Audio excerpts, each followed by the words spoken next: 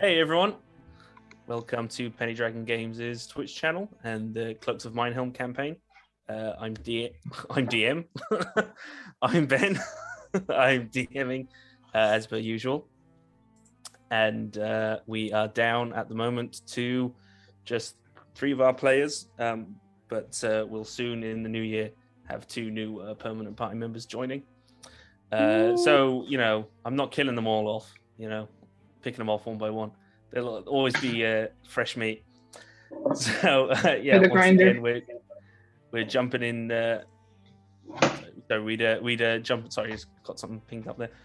Jumping back into it with the Brown Cloaks, the unluckiest city watch in the multiverse, and so where last we left off, we just finished a big mission in the catacombs, and Navani and Vorden are both at least temporarily parted ways with the rest of the party. Navani on secret mission to find her old mentor, and Vorden, who just gone to do some soul searching and figure things out after his rather traumatic experience and flashbacks in the catacombs.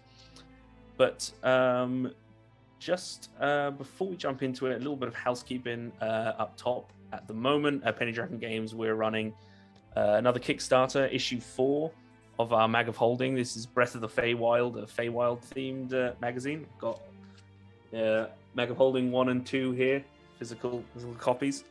It's we're doing well. I have the amount in pounds, but I don't know, Kyle, if you have the dollar amount that we've reached. $11,726. Yeah, amazing. So big thanks to everyone who backed, the D&D community out there doing what they do best, supporting each other. So it's been great to see. We were fully funded in an hour. It was great. And there's tons of great stuff in there. Spells, magic items, subclass, monsters, adventures, loads of great stuff. So the link should be in the chat. So go check it out if you haven't already and spread the word. But come on, guys! Token pack at 15,000. Yeah, we've already. He says thinking. He says thinking. Wait, is that the right stretch goal? There's so many stretch goals, and we've already hit so many. It is. So, it's. It is. Yeah. So we're going to give you a digital token pack if we get to 15,000 of all the monsters in Book of Beast, and there are a few of them. Yeah. I mean, awesome. There's a whole Fey Familiar pack. I mean, how can you not want baby little Fey Familiars? Yeah. Cat dragons, crow raccoons. There's exactly. all kinds of cool magical animals. What more do you want? So so go check it out if you haven't already, and big thanks to everyone who has backed so far. So without any further ado, just going to go around and everyone introduce themselves and their character, and I suppose why not start with Kyle. So I am playing the now flying solo Tramscribe, who is missing his big sister after everyone has abandoned him and he is alone in the world once more. But he's not, as much as he misses her, he will do okay on his own. He's a survivor, hopefully. He is I'm playing the Hedge Wizard subclass from Mag of Holding 1. Oh yeah, no, it's great, but it's going to give me headaches.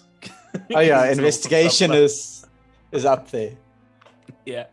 So next up, Boyd. Who have we got? What's up, folks? I'm Boyd, and I'll be playing Dural Stonehelm. He's a young, naive dwarf who gets uncontrollably agitated when he crawls through dungeons. He's a pugilist, which is a homebrew class by Benjamin Hoffwin. It's a great class. It's sort of like a strength-based monk. He loves tales of old adventurers and is obsessed with them like a nerdy teen loves Spider-Man. And he likes to throw hands, and he swears a lot in a particularly dwarven fashion. Yeah, what do you want from a dwarf? Punching and profanity. That's all you want. What? What's this? Sorry guys, I think did my internet dip there for a second? Felt like my You're still camera with went us. slow. Okay, good. And last, certainly not least, Fona. Hi, so I play Andy, who is a young human rogue on work release from her prison sentence for B&E. And she has a pretty bracelet to show for it. Not super psyched to be with the Brown Cloaks, but she's doing what she has to and doing whatever she can also to figure out a way to get that pretty piece of jewelry off her wrist. So we'll see how that evolves. Good. So, yeah, with at the moment, as I said, the other two, Navani and Vorden, have departed off on their own separate ways. Hopefully, possibly to return in the future. We'll see what fate decides. But it's been about a week since they left. And so, each of you have earned 1 gold piece in wages. And for doing kind of your miscellaneous side hustles, you've each earned just in that week a little bit more coin, which I am just a small amount, which I am going to roll for. Or actually, why not? Probably better if you guys roll. Actually, so Kyle, for pouches, will you just roll me a d10 plus 2? Sure. When you can't find where you're meant to be rolling.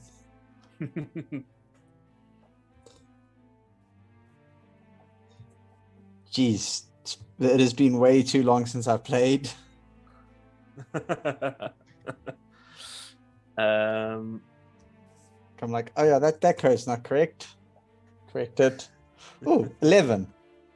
Oh, nice. Okay, so was that with the plus 2? Yeah, let me just Yeah. chat. No, Okay, I so, rolled a d10 and got an 11. I'm that good. Yeah, He does have a fair point. It took you a minute even. Guys, I'm not with it. All right, it's been a long day. So, Boyd, will you give me a d10 plus 2 for Doral?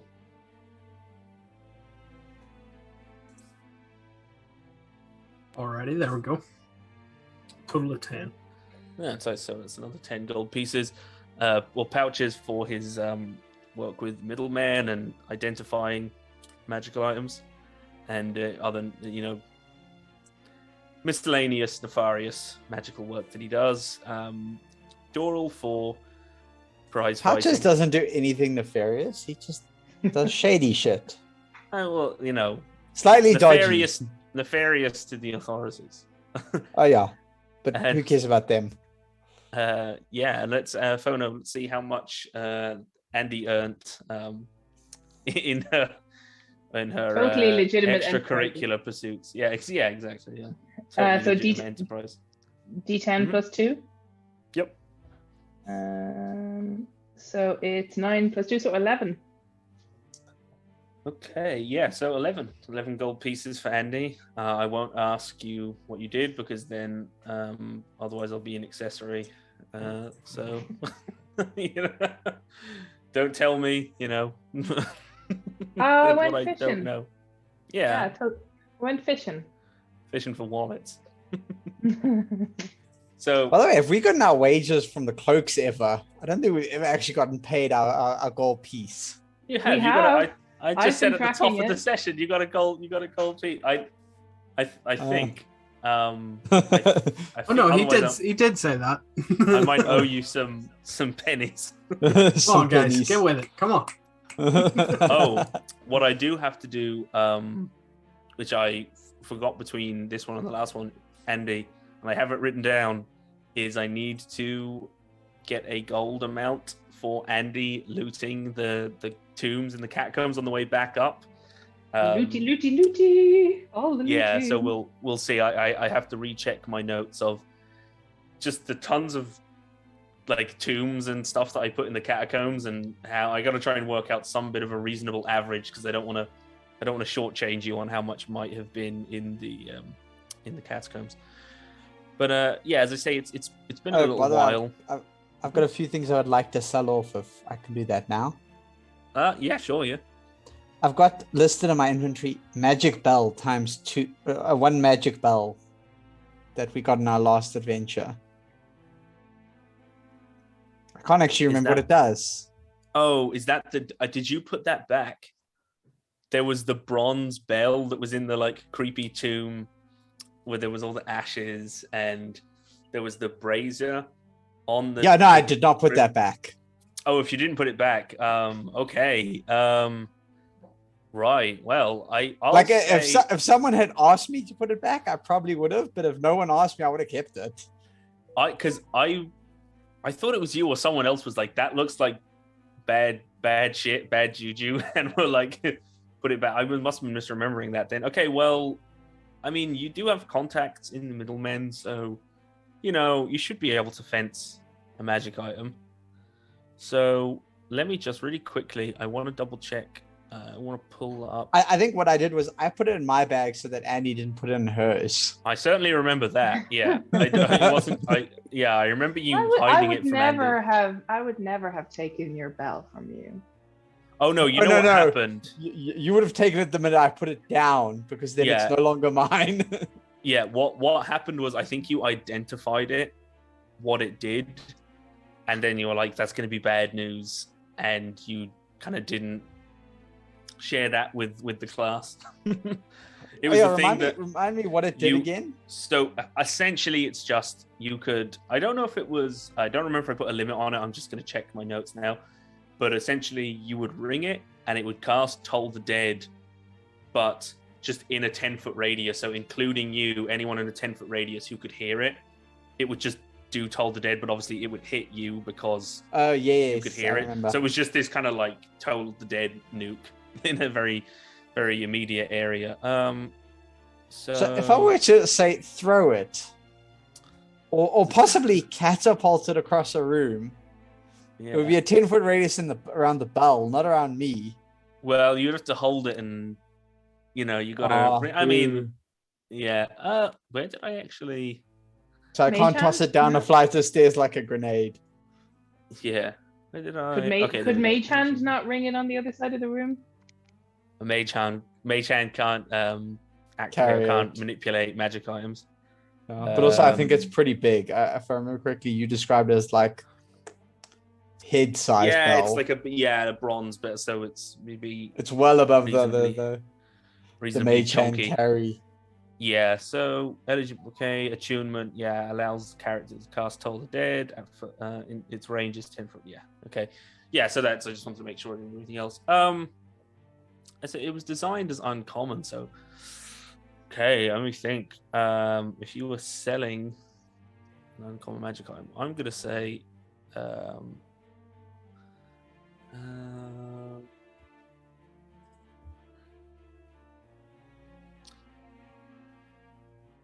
okay, roll me 10d10 plus 20.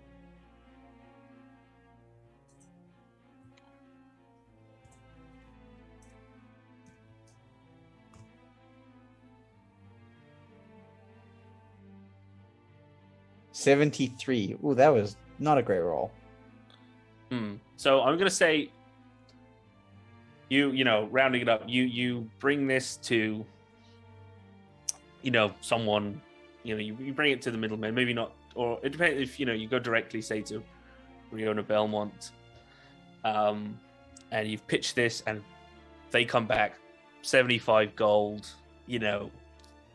first offer, they say, oh, yeah, 75 gold. It's it's nice, but it's it's dusty, and it looks it seems a bit dodgy. I don't know. 75. I mean, I don't really want it, but 75. I'll counter off and I'll say I'll trade them it if they can get me an arcane grimoire. I'm gonna double check. Is that the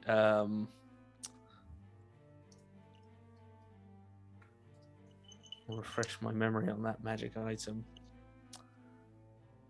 Spellcast. It's +1 to spell attack and spell mod. Or actually, if it's in the DMG, it might be easier. It's not. It's in Tasha's. Okay, that is what I thought it was. Yeah. Okay, +1 to spell attacks and DC of your saving throws, or Yeah. just +1 to. So that's the uncommon, and say- then you get a rare in.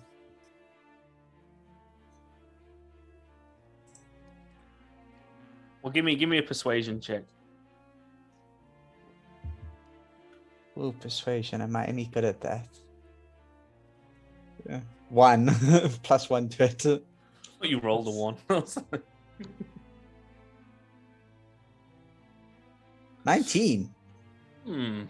That's pretty decent for me. They say he's like, I mean, that's a nice bit of kit. You know, I'll say, I know a fella, so I could get one. Bryce is right. This, you know, and he kind of like knocks on it. This hunk of junk, and 100 gold pieces, and I'll get you a grimoire. I'll shake hands and make that deal.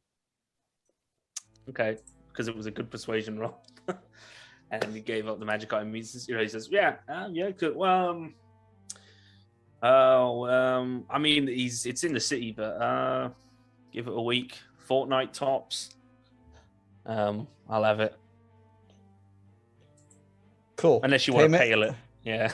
Yeah, you know, I can guarantee it in less than a week if you give me another 100. But No, nah, I'm okay to wait a little bit. yeah. I'll give you the bell now as a sign of good faith, and when the grimoire shows up, I'll pay you the balance. Fair enough. I know you. I know you may be good for it, so you know. I've been working hard for you guys lately. I've made a bit of gold. Well, Pouches, I do not doubt your ability to make gold. I'm just, you know, I'm Doubting just his charisma. casting some aspersions on your ability to withhold it. Oh You know. no. It ain't cheap being a mage, that's for sure. No, that's why that's why I never went to Lawkeep. And he says, well, you know, yeah, No, you have your own. I'll say to Brian, I'll be like, you have your own waves of magic. Yes. Look, I'll leave you. I'll let you know. I'll let you know. Sounds good. I'll wait for your message. Okay. Yeah. Does anyone else actually just before your next mission, should you choose to accept it, arrives on the scene? Is there anything else anybody wants to do? If they've got gold to burn and they even just mundane like equipment or anything anybody wanted to pick up, or anything that anybody had on their mind before jumping into the fray? No, I'm all good. Yeah, no, I don't think Andy went buying any equipment or anything, or selling anything for that matter. Probably stashed her stuff somewhere to count at a later date. Sure. Did a lot of sulking around on rooftops, sitting, staring moodily into the weather at Minehelm, brooding. Wander around seeing if her stone will speaking of- vibrate for her. Yeah. That's Speaking underground. of, I think she's probably avoided going underground Mm. where she could for the last while. Yeah. But speaking of peering at the Minehelm skyline, it has something to do with our next mission. So where am I? So just for those not in the know, the drains where your barracks is and where, you know, all of you live, is breeding ground for parasites and plagues. It's a dark, dank, diseased hovel. But fighting unendingly against this tide of filth, the Ashmen, those who gather the infected dead to be burned before their corruption can spread. Rising from the funeral pits of the Ashyard, and visible all throughout the drains, is an ever-present pillar of thick black smoke, a constant memento mori to the city's impoverished citizens. The fires of the funeral pits burn day and night, cleansing the flesh of sickness. But a new infestation is brewing in the bowels of the Ashyard itself, ready to burst forth like a lanced boil and decimate the drains. So 4 days ago, the corpse of an adventurer named Desta Mulvane, who's a human male, was brought home from the wastes of Sundra to the south. It was just this famously dangerous place. There's a lot of magical blight there. But bloated and blister-ridden, he was delivered to the Ashyard. For the cadaver, he was clearly diseased, although none could identify the sickness. It wasn't something they had seen before. But according to those charged with escorting his body home, he had not been in such a state when they collected his remains. So Desta's corpse had begun to bloat unnaturally and sprout these pale green pustules as the journey wound on. And the corpse couriers were all too eager to be rid of the body. And one of the men swore to the Ashmen that he had seen something crawling around beneath Desta's skin. But before it could be burned, Desta's corpse went missing. It was nowhere to be found, but several Ashmen reported hearing scraping and skittering coming from the chimneys. And 3 days ago, another body disappeared. The following day, 2 more disappeared. And yesterday, one of the Ashmen saw a body being dragged up into one of the chimneys. So, naturally, Brown Cloaks were called to investigate. And so a lot of that information was gathered from interviews that someone else had conducted, gathering information. And so you obviously all have heard of the Ashyard. It's not really somewhere you would go visit unless you absolutely had a need to. The Ashmen, was it men and women, which is the moniker, but the Ashmen work the Ashyard. They wear these very, not pitch black, but very dark grey robes. Again, sort of the color of dark smoke. And they're often seen with a lot of bandages wrapped around them. And part of the reason, as well as burning bodies, they're called the Ashmen, is patches of their skin are often kind of almost bleached white as a result of, I'm not sure, like if you, back in olden times, one way of cleaning your hands is you might get ash from a campfire and first rub your hands with it to kind of, as almost like a grit to kind of get some of the surface dirt off. But then also if you add a little bit of water to the ash, it will start, it will create almost like a soap, and there's a lot of early soaps made out of that. But if you leave it on your skin too long, it can be dangerous because it'll eventually start to make lye. But these people deal with disease and disease-ridden corpses. So you'll often see them kind of up to the elbow with almost bleached skin from rubbing their skin in lye, or there'll be patches of their skin which are bleached and kind of raw because they're often cleansing themselves. And people tend to steer clear of them because, there's a bit of a stigma that they are themselves diseased. Although ironically, they're probably some of the most cleanly people in Minehelm because they're regularly sort of trying to disinfect themselves. But so yeah, you have been called. You have been called up to investigate, and were led into some of the funeral pits, which are these large chambers with large, ever-burning fires in pits and these large chimneys that go up, obviously, to release the smoke and take the miasma out of the city. So, having been escorted there, the three of you find yourselves, here, where somebody saw a body being taken up into a chimney, and it's a largely deserted. It's a disused crematorium in the ash yard, where they haven't found anything, and they've honestly been a little bit afraid to go. So an ash man has led you down. And he's got this very stringy blonde hair. It looks brittle. It's just coming in down over his eyes, his hood up. And he says to the three of you, he says, well, this is where we believe, well, you might find something. I don't know what I can do for you except offer my prayers that you return safely and discover what it is that's been going on. So from the sort of the back of the group, just probably Andy, I'd say, skulks behind the other two. You just hear her muttered like, "Yeah, thoughts and prayers are going to totally help us with this one." And then she just, if you look at her, she's kind of like, she's wobbling her cloak to try and get the dust that's kind of like clinging to it off, and probably rising even more dust as it's happening. Yes, and the dust here in the ash yard is probably a healthy mix of humanoid matter in the dust.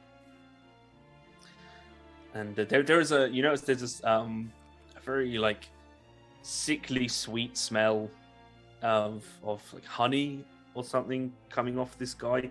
And you notice that as you pass a lot of the other the ashmen and ash women, there's this they'll often each have a different kind of a scent, like an incense or something they burn, obviously trying to cover the smell, and they're often very distinct. It's not like they have a uniform, like one might smell of, like faintly of lavender underneath the smell of decay, or pine or sage or something. This guy smells very much like honey, but it's sickly. I just start explaining to him out of nowhere. You see, the thing is, they come from the roof. Now, they escape up the chimney, yes. Might keep an eye on there, but I bet you they're in the roof, so I'm going to be looking up there.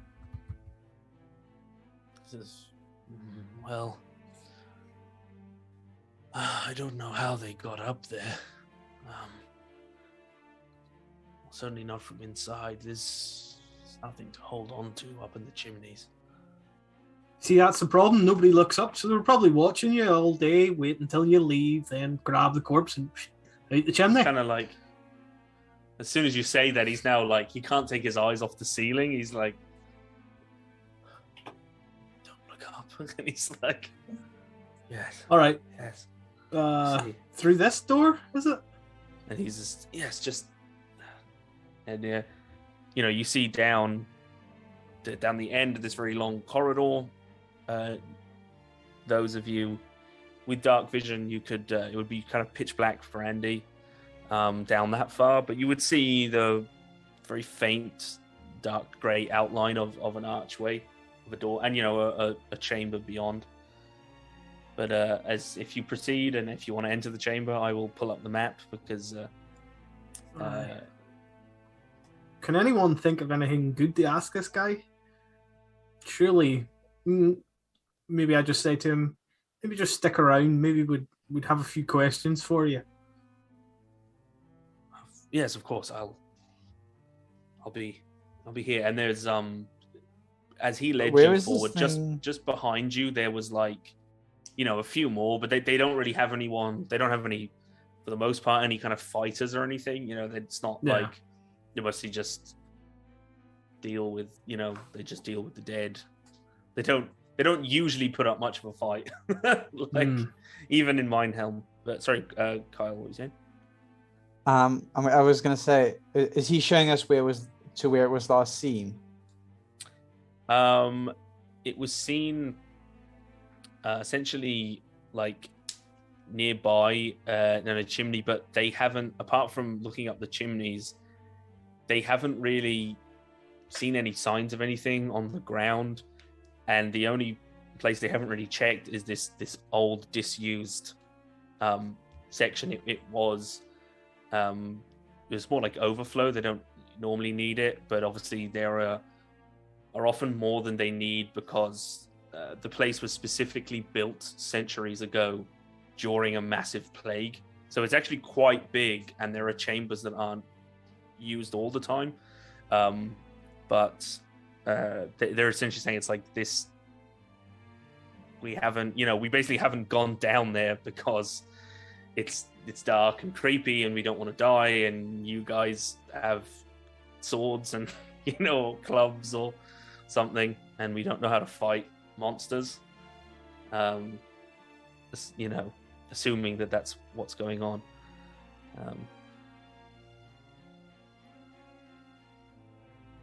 Right, well, I'm sufficiently freaked out.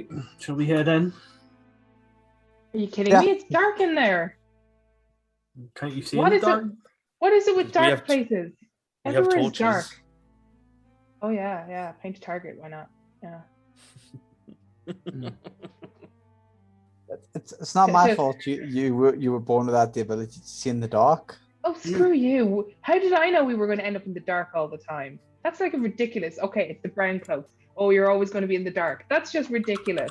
I should never have taken this deal. Did you And really then have much choice?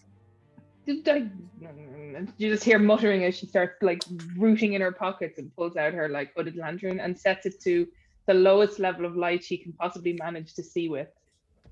And then I'm going to turn to Dural and be like, I just realized something. I'm the responsible one now. That's quite scary. We are right and fucked, aren't we?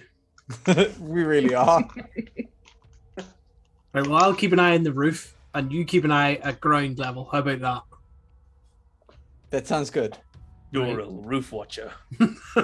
I'm really good at kicking the door open. Can I kick the door open and say, freeze, brown cloaks? Can I? Is it all right if I do that? Yeah, go for it, dude. I approve, and I look to the guy that's like guiding us. It's really cool when there's no one to tell us what to do. And He's I about to sprint to the say- door. He's about to say, don't kick it too hard with, but he's like looking at you all, and Doral's, from the outside, especially to this ash man, is very intimidating. He's built like a brick shit house, although a very squat one. Yeah.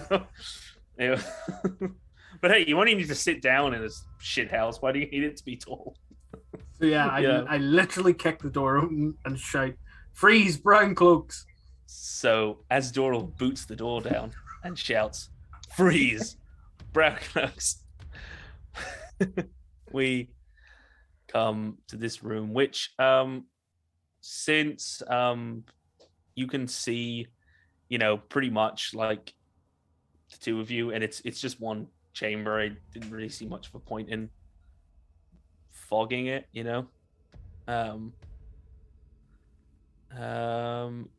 so you can see can you guys see the map?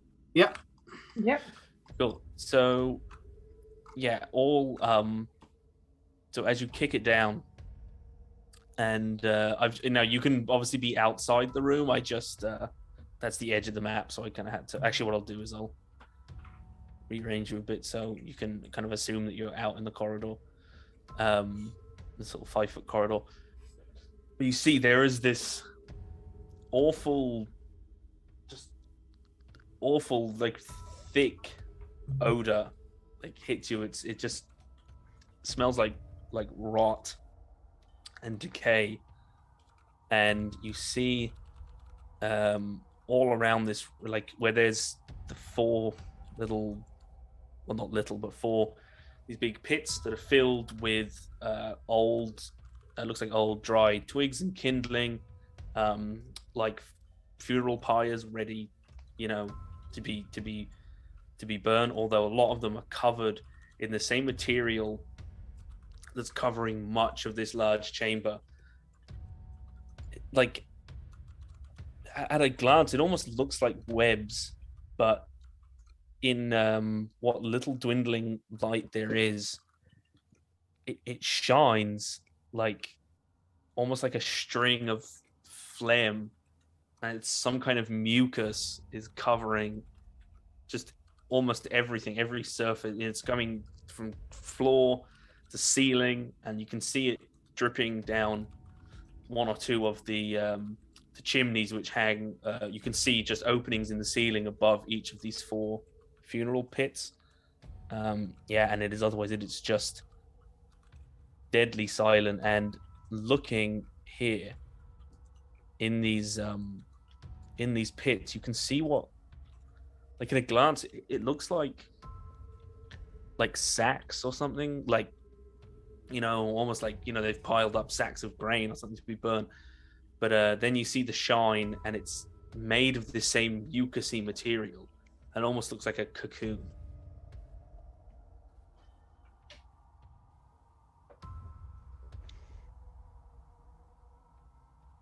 So Andy is staying in the doorway, fiddling with her lamp. I think some of the mucusy stuff will have got on me as I burst into the room, and I'll just be like, ugh, what the hell?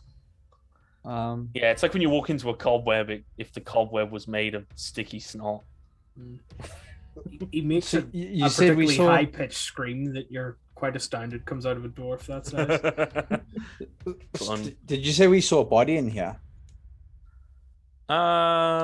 No. It would Just- wear just these mucus. pits. These Just look, the pits and mucus. yeah, but they look like, these almost look like cocoons. But yeah, it was like where you would, presumably where they would burn bodies. Okay. Do the cocoons look like body shaped or? I suppose give me a perception check, because it is, still thinking back to the disadvantage if it's in spider dark. that I'll walk hit- closer to this one and then I'll do the check. Yeah, sure. If you want to get, and still obviously in darkness, disadvantage on the sight checks, but obviously you can light torches if you want. Thinking about the spider that I wheeled to the roof with a lid of a coffin. Yeah. Seeing these webs, my eyes are peeled on the roof. Yeah. 11. I mean, yeah, we're walking up. There's a bit of a at the base. It's a little bit like kind of more like bulbous, but like as it moves up, like towards the top, it definitely looks at least like the head and shoulders of a humanoid figure. When Pouches has gone over there, Andy's gonna like shout over to him like, Pouches! And when he turns around, she's gonna like switch her hooded torch to the highest setting at him. Yeah. To switch her torch. Oh, the hooded torch, yeah. The Hooded lantern, torch. She's gonna flick it up to the highest setting so that hopefully it kind of like semi blinds him, and then be like, it's not so funny, it's not so great having dark vision now, is it? Patches wouldn't have even looked.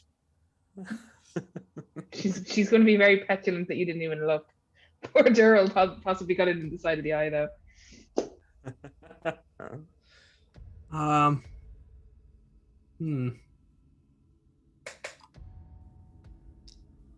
I'm thinking I do have some alchemist fire. Should we burn these webs down? Whenever Pouches went over there, did he break webs as he went over? I would have made Oh, sure not to. I would have some been very hang. careful. There are some hanging, but they're largely, like, a lot of them are covering the floor, and you realize, like Pouches, as you're moving through it, it's like it's difficult terrain. You feel you're moving at half speed. It's sticking to your boots. You're having to pull yourself, up. I mean, it behaves as you would expect giant webs to behave in D&D, but they're made of mucus. Right. How about we burn some of these away? Pouches, can you make flames yet? Did I anyone tell us can. we couldn't just set it all on fire and deal with it that way? Right. Controlled fire, right? I know we're crazy. We're the fucking haters of this group. But, like, even I know I'm not going to light a fire inside that's going to get away from me, right? Just a little controlled burn of some localized webbing. Hear me out, right? And then, I don't know, we've a nice wee space we could, circle around this spider and punch him up. I'm going to attempt to use prestidigitation to set a portion of the web on fire near me. Like where it's like thick over here. Okay. Actually, just as you're doing that, Pouches, would all three of you give me a perception check? Not a disadvantage. Andy has, after her attempt to blind poor Pouches, when spectacularly not successful, has gone back to a more dim light and is edging over towards one of the other higher thingies. Mm-hmm.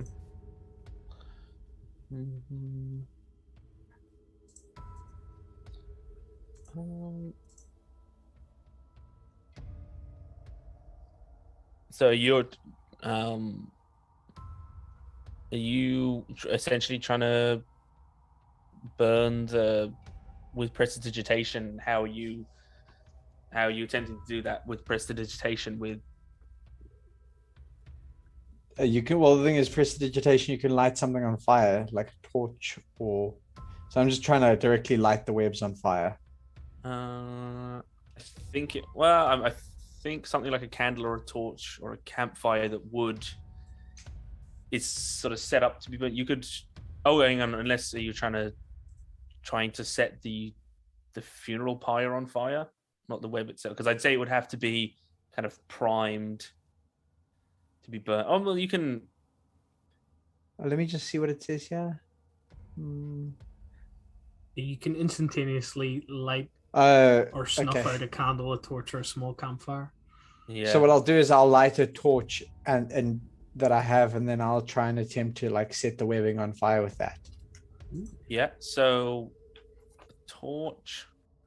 I think it's I don't remember if it puts it out, but I think you can make an attack roll with a torch, and it does a certain amount of damage. Yeah, Vorden was doing it a bunch of times.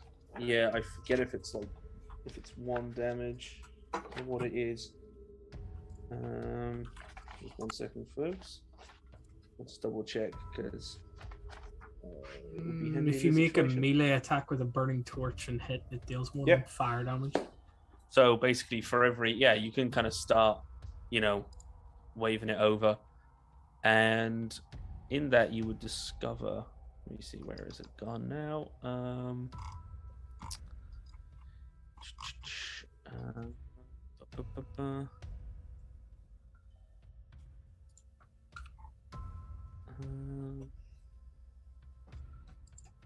Where is it now? I've forgotten now. I just want to double check basically the hit points of the I forgot to put it in my notes. I think I just want to see how many hit points, just to see how long it will take to do it.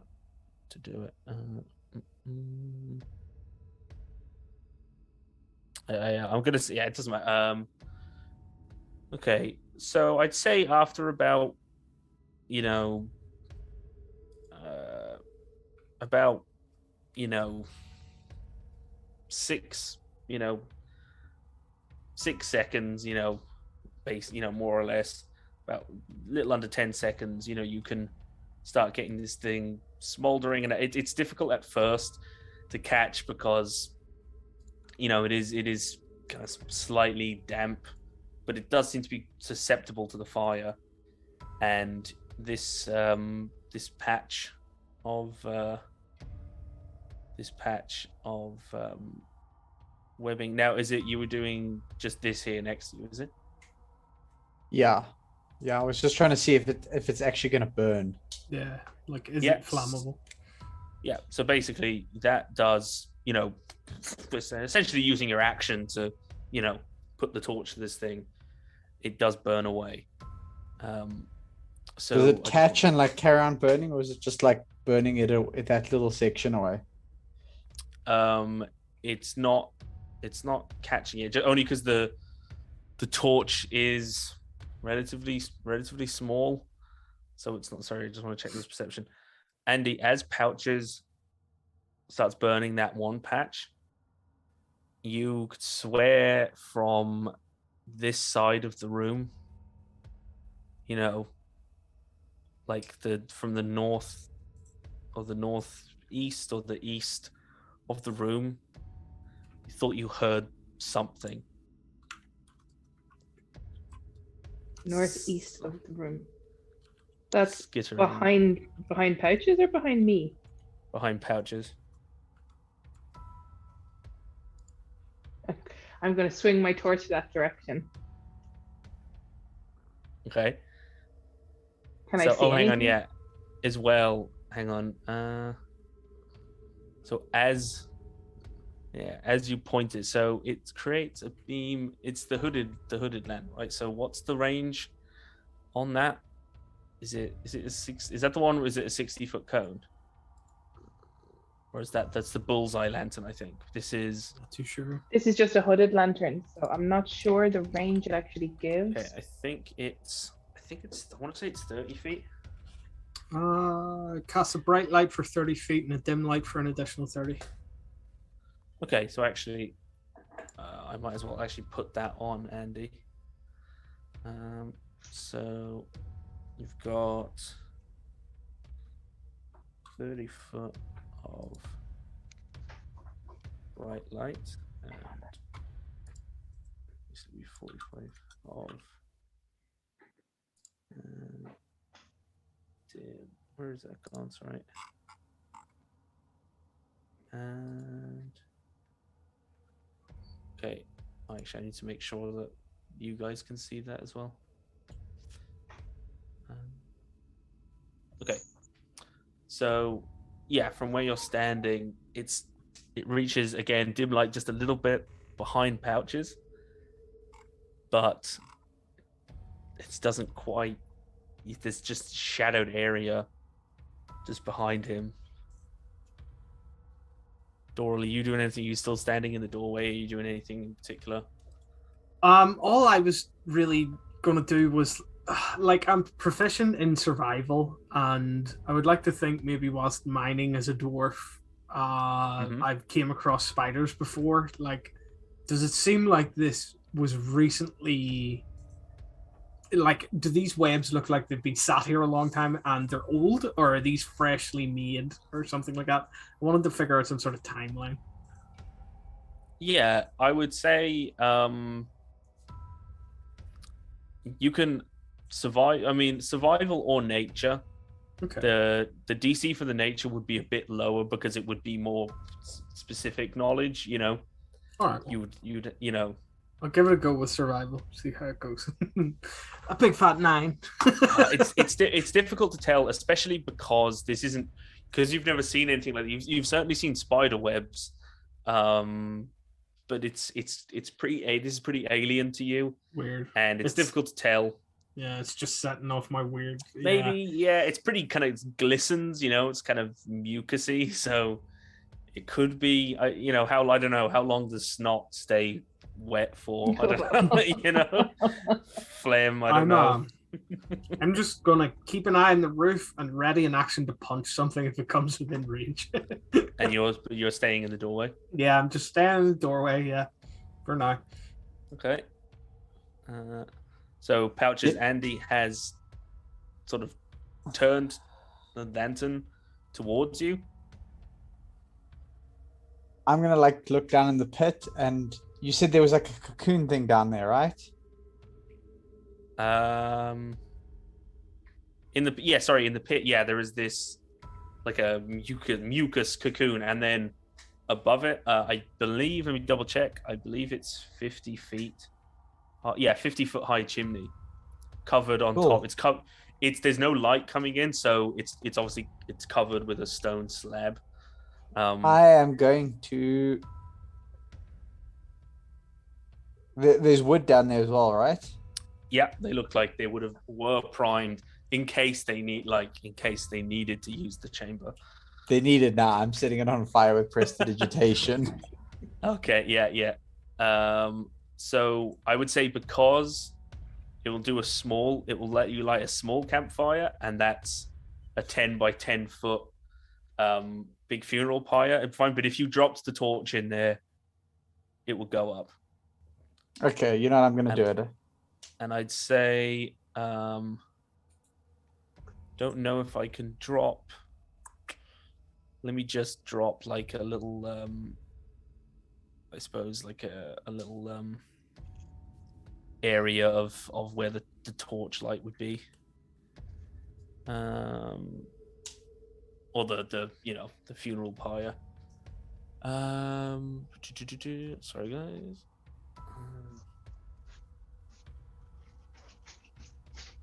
Nope. I think that would. I'm trying to get like but it'd probably do. What's that? 20. 20 foot of light. 20. Probably like double a torch. So I'm just trying to. Sorry, I'm just trying to measure out. Measure this. Actually, I put it on. God damn it! Sorry, guys. Oh, god damn it! Trying to get rid of this fucking thing. You're all good. Take your time.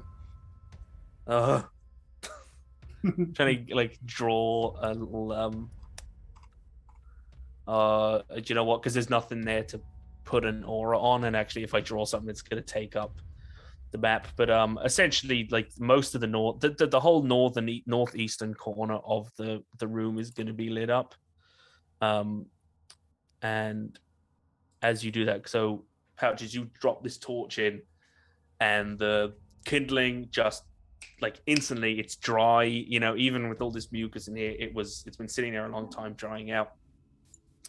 Just instantly goes up in flames. You hear the crackle. It starts to spit embers at you. And let me see. So if you flame torch in the pit, or 5 so just a creature. Yeah, you could ignite a pyre pit. So yeah, you have dropped a torch in. So yeah, it starts to go up. And so I think 2d4. So I'll say that roll me 2d4 Pouches.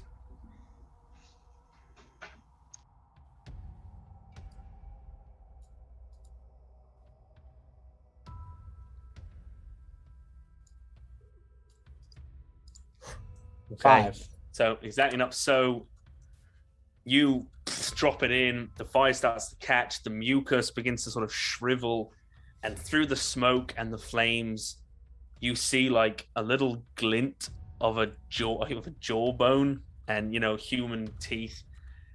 But then as the mucus splits open, you see like one or two tiny, they almost look like spiders, but not quite, these like translucent little things just like they almost look like pustules on spider legs, start to spill out, but then the flames overtake them and they start to be immolated, and the whole thing is purged with fire.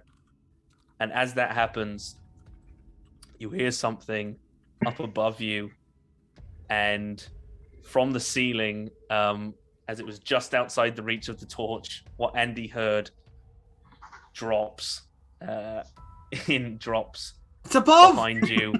And yeah, because obviously it was out of your field of vision, Doral, just being in the corner, because you're kind of there around the corner.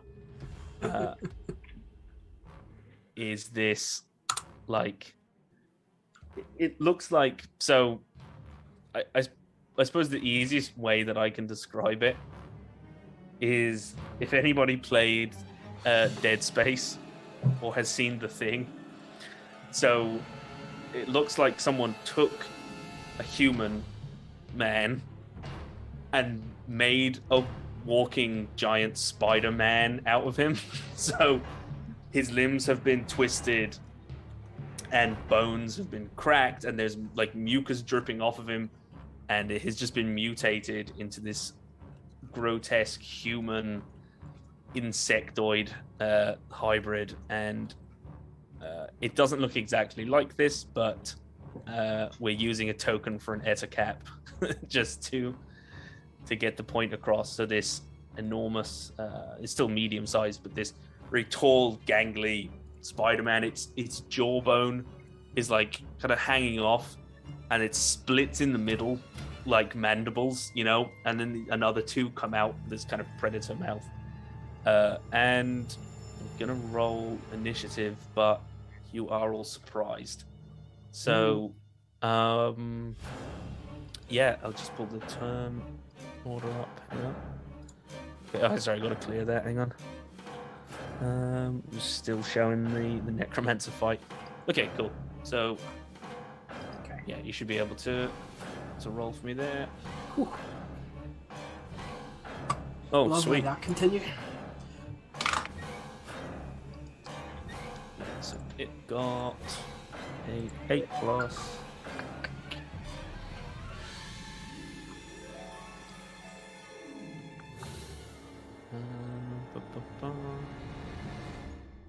What did pouches? 7. I don't know why it's not showing. I'll put it in. I'll put it in manually. That's fine. Hold on. I can sort it.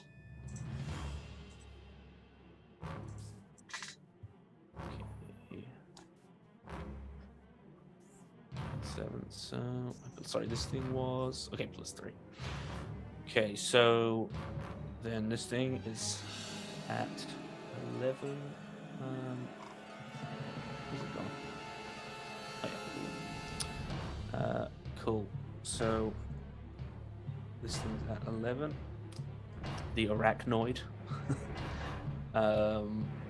And so this is just gonna be the surprise round. So it is gonna get an attack off on you, pouches, and so this thing drops, and you see these two, these two large like forelegs, because it's got other little limbs kind of coming out smaller, but they're large, and 3 sort of bone hooks, at the end of these appendages. This is gonna go well. Yeah, it attempts to sink. Hum num. Yeah, sink one into you, which is 11 plus 5, 16 to hit.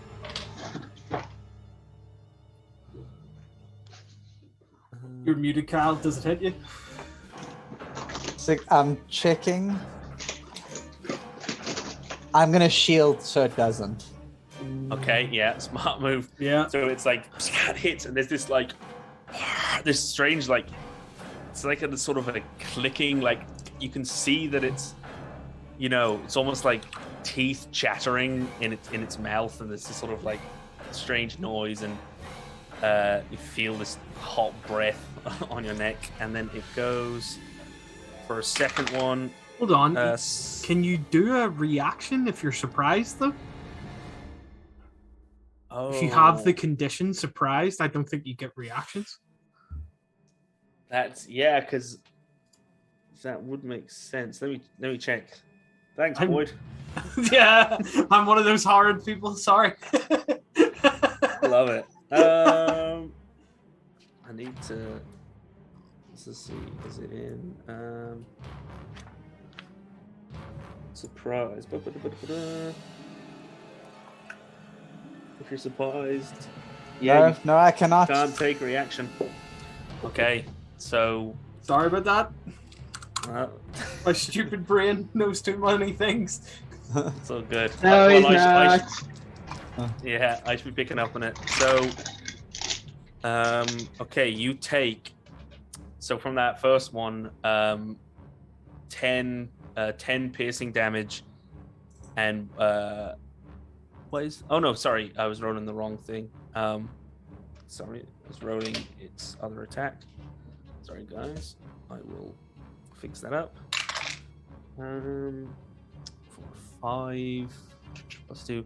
So you take 7 piercing, 7 slashing damage from that, and then as it is like rakes into you and like buries its claw into one of your shoulders, it's like you can feel this like mucus that's on it is like soaking over you, and it's solidifying almost like glue, and you are now grappled by this thing with that one claw, and then it rolled a 16 on the other one, so it's going for a second claw, which is 3 plus 2. 3 plus 2.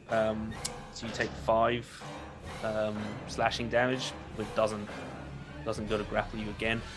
It doesn't sort of release the mucus, and then when it has you grappled now, you are gonna go in, and it's gonna go for a bite attack.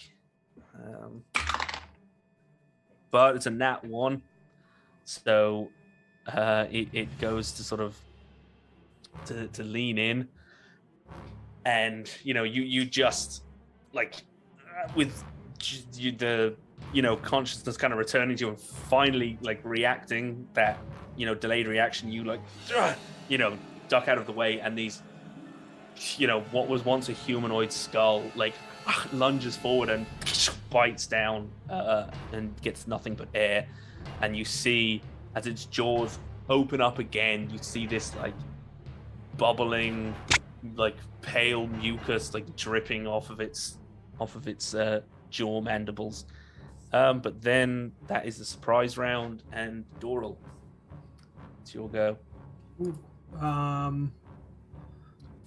So you can see this like perfectly, because there's bright light being created by this huge funeral pyre pouches. You can feel the heat on your face standing in front of this bonfire. It's not damaging you or anything. It's just Is this lit then at the moment?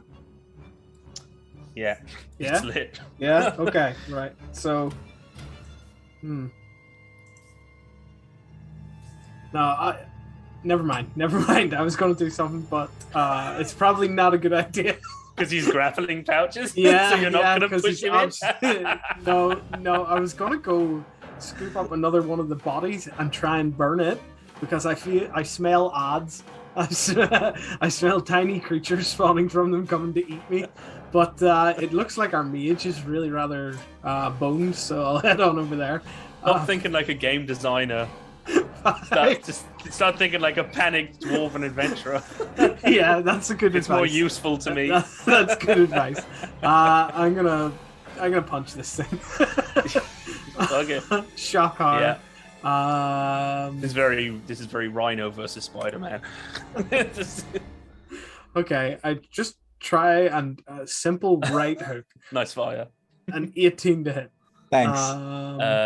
This genuinely looks quite good. But an 18 is gonna hit, yeah. And that deals 8 bludgeoning damage. Yeah. So 8 damage. Yeah. Chad is like, it's fine. Patches is in his element now. He's all about that melee. Yeah. Pouches is having a bit of a Rorschach. You're in here with me. You come in, and it's an unpleasant sensation. You drive your fist into this.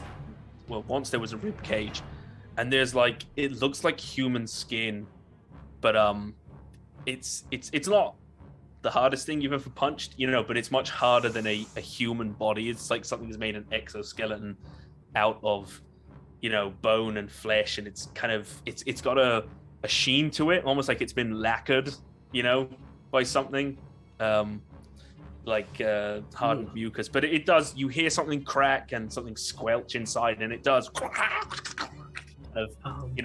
recoil. I take my fist out of the hole I've made and look at it disgusted, and shake it off, and as I shake it off, I also summon the rock to my hand. Let's see. So that's my bonus action and action. So that's my turn. He swears. What was your bonus? Summon rock to cover my earth to cover my hand.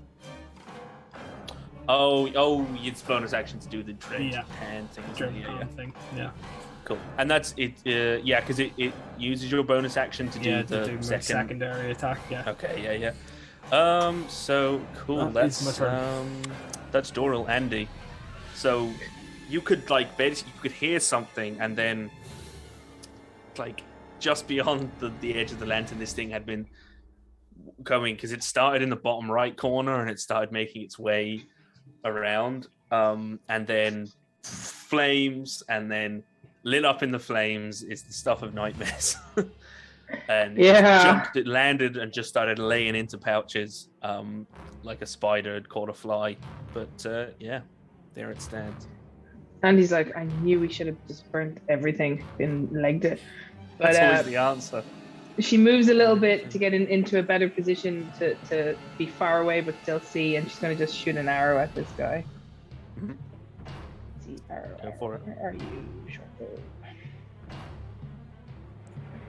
So that is 22 to hit. A hit. That's going to hit. So 7 piercing and 4 sneak damage. Oh, yeah, so...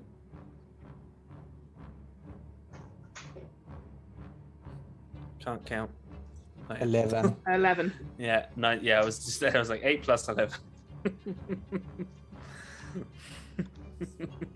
So yeah, 11 damage altogether, and then she's just gonna ready her next arrow and stay where she is. Okay.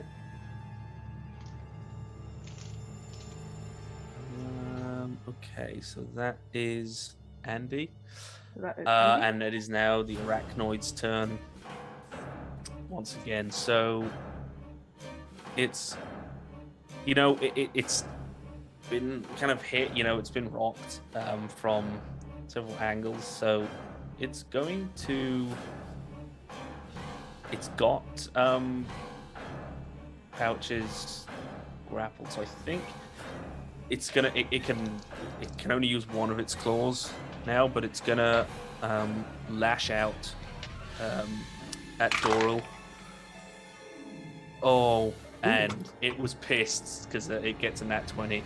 Ooh. So okay. I guess karma get me back. It was 4d4, and I rolled 3 1s and a 2. So 3, so 5 plus 2, so 7 slashing damage. 7. But it's not going to grapple a second person because it won't have its arms. So so it does that. But since it's got pouches, it kind of it rakes out at you, and then it was like a clean hit. It catches you right across the neck and rips right through you, and a lesser creature would have had its jugular torn out, and it almost kind of instinctively assumes that you're dead. It's like, I fucking got it, I fucking raked across. So he goes for a bite on you, Pouches, but he's a little overeager, and so I think 13, even unmage armored. No, 13 does hit, so I'm gonna. Oh, it does. Sorry, I thought you were 14 for some reason. No. I'm gonna burn a shield. Yeah. So again, surprise as it it goes and it's about to bite you, but then it bounces off something, like when you go to look out the window and the window's a lot closer than you thought it was. Just like, what? Are you speaking from experience here, Ben? Of course, every time. And then it's not going to attempt to move away yet, so it's hunkering down. And Pouches. Catapult. Second level. Wow. I don't know why it didn't ask me to level that up, but... Whoa. Oh, gee. Is that not leveled? No, that's the base one. That's 3d8 and I rolled all 8s. Oh, shit. And a 1. That is a life achievement there. That is seriously a life goal unlocked there. And he rolled a 2 on his deck save, so like 2 plus 3 is 5. So 25 damage. Whoa. Damn. Yeah, so just want to make sure I'm topping that up right. Yep. So yeah, fuck. I think it's because I put catapult in manually. Oh, maybe, yeah. Oh, because it's not from the compendium, whatever, so it doesn't ask you, do you want to cast it at a higher level? Yeah, so sorry, did you have a particular thing in mind, or are you just looking for a random bit of debris? I'm gonna just grab one of the bricks. Okay, yeah, cool. Yeah, so from the you actually kind of instinctively just kind of reach out, and as the magic kind of works, it'll often just pull something, and it's actually there was a loose brick in the pyre pit, in the funeral pit, and so it comes shooting up through the flames, and it's got some moss that was stuck to it that's burning, so this flaming red hot brick comes flying towards it and just slams into it and burns a hole like clean through it here, just through what would have once been a pectoral, and it it doesn't scream because it's a still insectoid thing, but there's what was once you can see inside it, what was once 2 lungs have merged into this one sort of large bladder, and its mandibles go and the bladder compresses, and there's almost sort of shrieking whine whistle comes out into the air as it rears back in pain. And yeah, are you doing anything else? Are you gonna... Nope, I'm stuck there, so I'm gonna just stay there grappled because there's no way I'm breaking that grapple. Yeah.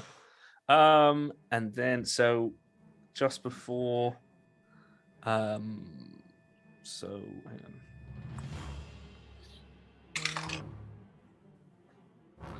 Oh, perfect. So just before Doral, you see Doral pouches are a little preoccupied, so you actually don't see anything. But Andy, you hear something from behind you. You hear a movement, and you hear almost a tearing, slimy sound. And from this once human cocoon, a swarm of these pustule spiders starts spilling out of the cocoon. Fucking knew it. And they're making their way over to you. I will just roll for them. Okay, it's actually, they got 17 plus 1, so just after Doral. Let me just add. Sorry, or is it not adding? Oh, it did. Sorry. Cool, and then just fix the order. So, yeah, Doral, you've seen these, or you might have heard them. Something seems to have split, behind you. And Andy, you've heard it. You glance over and you see a swarm. Oh shit! Sorry. I'm very sorry. Actually, this is way late, and I promise to make a note and put it on the VOD when it goes up to YouTube. But I completely spaced. I meant to put a bit of a content warning on this for arachnophobia, because obviously, very sorry to anyone if you were tuning in for nice D&D and we were talking about spiders and pustules. This is Cloaks. I think everyone would understand. I mean, seriously. I know it's going down into the sewers and the creepy crawly places, but it's pretty graphically spiderific. So, a little more than usual. So apologies for that if anyone's been upset by sudden spiders. So Doral, it's your go. Okay. I would like to.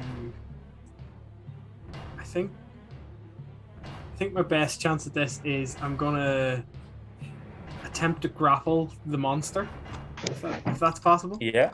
Yeah. I would like to grapple him. So let's see. My athletics versus his athletics or acrobatics. I got a 12. You got a 12. Yeah. It got a 13 plus. It got a 16. Ooh. So I don't successfully grapple it. And then as a bonus action, I want to take a shove against it. I'll try this game again then. I want to try and break its grasp on pouches if it's all possible. That was pretty good. I'm gonna say if it fails. If it drags him or what, I don't even know. If it fails by more than 5, I will give pouches a better than normal chance. Yeah, I mean, it got an 8, so pouches just give me an athletics or acrobatics at advantage to escape this grapple, because you've kind of gotten an opportunity as it's been shoved away. So you do pull free 20. the force of I want to say of Doral just driving this thing back. The mucus kind of stretches, and you take an opportunity to kind of like wiggle your arm, and it kind of snaps the tendrils, and it breaks off you. Woo. So yeah, you are no longer grappled, and it's I assume this direction. Yeah. Cool. Yeah, so it skittering backwards. Step up behind it, and that'll be my turn. Excellent. So now the swarm, and Andy is. So the swarm is a swarm of spider pustule thingies. How big are the individuals, or do they work as a swarm? Or I mean, individually they're like this big. Okay. Very small. So they, because they're not exactly spiders, they have little, legs on them, but they're almost like, they're like pustules, almost like little, boils, sacks of pus with spindly legs. So they're gonna skitter along, and actually just most of this floor is difficult terrain. Actually, I could. I have a little overlay where I've marked out what is and isn't difficult terrain, but most of it is. If you step into an area of non-difficult terrain, I'll let you know. But because I think it might mess up the map for you guys, because the map will get a bit messy if it's not on the GM overlay. So these things go 5, 10, 15, 20. Into your space, Andy, because they have to be in your space to attack you. And they're just like crawling over you, and I think that is it's a 13 to hit, which I think is going to miss you, right? Yeah, that misses. Yeah, so it's like they start moving, but it's like they're not getting through your leather armor, and you kind of whip your cloak, and you see a few of them go flying, and you're kind of, twisting, and you actually see one goes straight, up, and climbs up quicker, and then you just see like a poor ember just like bats one off your shoulder, and you are unscathed. Okay, and it are is they your turn finishing next. now? So because that's them. Because they're finishing within 5 feet of me, I can basically scout away from them. So half my speed, but it's on difficult terrain, so that half my speed is 10, so it's probably only about 1-2 squares away anyway. I'd say if you shoot like straight across, are you going towards the lads or away?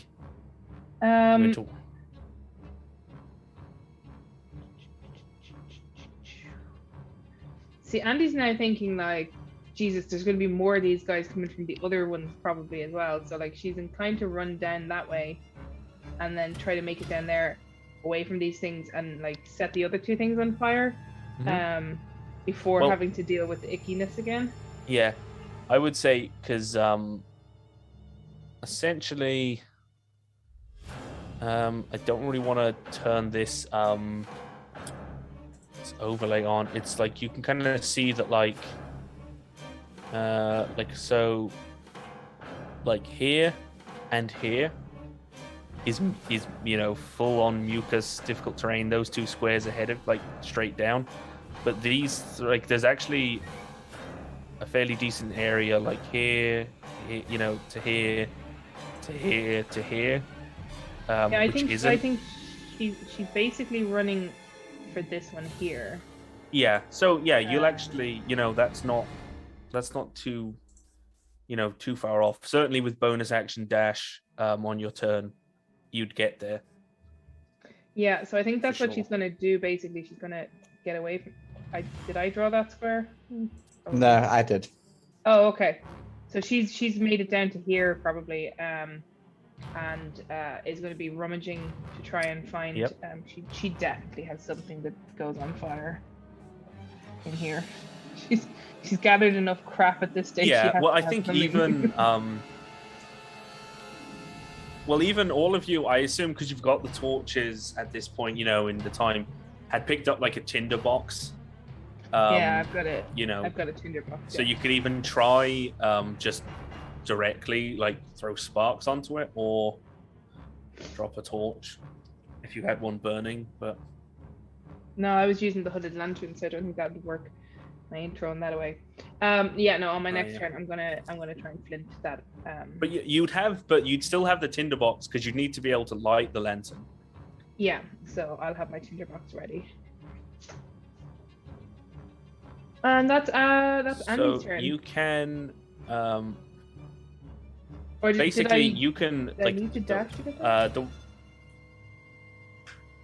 well, you used bonus action to dash, but you could, I mean, as an action, you'd be able to essentially, as an action, you can light the fire.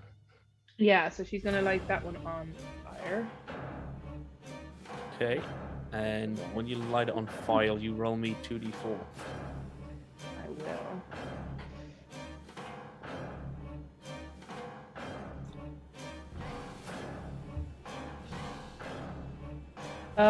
Four. Okay, so yeah, that is 2d4. So you see, yeah, it takes, it starts catching. It doesn't go up quite as quickly as when Pouches lit it, but it does seem to be mostly burnt away. Again, you see a lot of these things up close when you see a lot of these little spiral things come up, and they're popping and melting in the flames. So it's burning. It's mostly done, but it will take a little bit more burning, maybe another round or two till it's done. So that's Andy. That is Andy. Yeah. Sorry, Cool. I'm having difficulty with moving the map around, so I don't know if I'm drawing all over it at the moment. It's all good. But that's Andy's turn. Yeah. Sorry, just gonna make a note of something. Cool. Okay. So then it is back to the arachnoid, and it's now Doral is kind of getting up in his grill, and I don't think it would necessarily have the intelligence to know that the Pouches flung that brick at it. So it's just turning on Doral, and it's gonna go for 2 claw attacks, both of which are a 13. 15's AC. Yeah, so they both miss, and then it is going in for its chomp, which is a 17. Hits. And that is, let me just double check. I think it's, yeah. So that's That is 10 piercing damage Ooh. and 2 poison damage. And then you have to make a DC 14 con save, but you'll have advantage because you're a dwarf. Oh. Because it's cool. a save against poison. So 14. Do 2. Yeah. Yeah, so that's good. So you're, you feel it kind of, try to. It's not like a straight up injection. It's like it bites into you, and you can feel like as it's pulling away, you see this mucus sort of seeping into your wound, and thankfully your dwarven blood manages to sort of resist and stop this festering. As a reaction, I'm going to absolutely hawk a loogie and spit out the poison as I do. What is that thing called again? Bloodied but unbowed. So if an attack that takes me down beneath half health, I can gain some temporary hit points. Nice. Yeah, so there's this like and then like Jordan like hawks a loogie in its face. Yeah, but that was slash bite, and it's actually gonna take its chances, and it's gonna move away 5, or it actually probably go this way 5, 10, 15. Now it's up on the ceiling. 20, 25, 30. So it's like gone up into the ceiling, but obviously you and Pouches can both take opportunity attacks. I don't know if Pouches, does he have a dagger? Probably dagger. I've got in a free dagger. hand. I assume he keeps it drawn just in case. That is a hit. Its 14 AC is 14. Ooh. Don't know why I rolled that advantage. 16 for 6. Nice. So yeah, that's another 11. So I think I can re-roll that. No, it's only on a 1. It's not a 1 or 2. Ignore me. oh yeah. It no. So it's Well, no, that you is see a it kind 2. of- Yeah, it only Rolled works it. on a 1. It's not like Oh. it's like it's a bunk great weapon fighter fighting style. yeah, yeah. So it's kind of skitters away. It's retreating. It kind of goes up, onto the ceiling, and it's now seeing it very, very very Resident Evil 2 liquor. Kind of this humanoid, like what was once a human body twisted into some abomination. It's like crawling on, because you can even see where it was once human hands that have kind of fingers fused and like into little claws and then bone coming out. Ooh. So it's looking at you. Pouches. I am going to follow my church teaching, so I'm going to burn it with fire. And I'm going to cast Scorching Ray. 10 doesn't hit, I'm guessing? It does not, but let's have the other 2. 11 doesn't hit, I'm guessing. It does not. Oh. 14 is Come on. 8. oh fuck. Seriously, I don't know. how Sorry, that- mate. That's just straight up shit luck. I feel like chat's going to give me grief about this one. Because they've been like, yes, Pouches is finally good at close combat. And now it's like, the minute the thing runs away, nothing. He got too used to close combat. You know what the serious thing is? I've got a +7 to hit. Like, Yeah. naturally. Yeah. And Yeah. I still got... I know, and then the I mean, the that was a dagger 4, landed. a 3, and a 1. Big oof. Oh, mate. Doral. Well, Pouches. I don't know if you're moving away or anything. But I'm quite happy there. Okay. The rule's there and protecting me. Okay. Oh, Safety by sorry. the fire. Sorry, Doral. As that just before you, No worries. there is a familiar splitting sound, Andy. God damn it. and shit. the last of the sacks bursts. And let me just. Okay, 16 plus, I think it's plus 3. Oh no, plus 1. So 17. Taking good initiative. Okay. So it's Doral, then both spider swarms. Well, that makes my decision a hell of a lot easier. I'm going to run to this thing and punch it. Now, it's 10 feet up in the It's air. up there, right? So you could stand back if you're going to end up using your not Eldritch Blast. Yeah, I might just throw a little.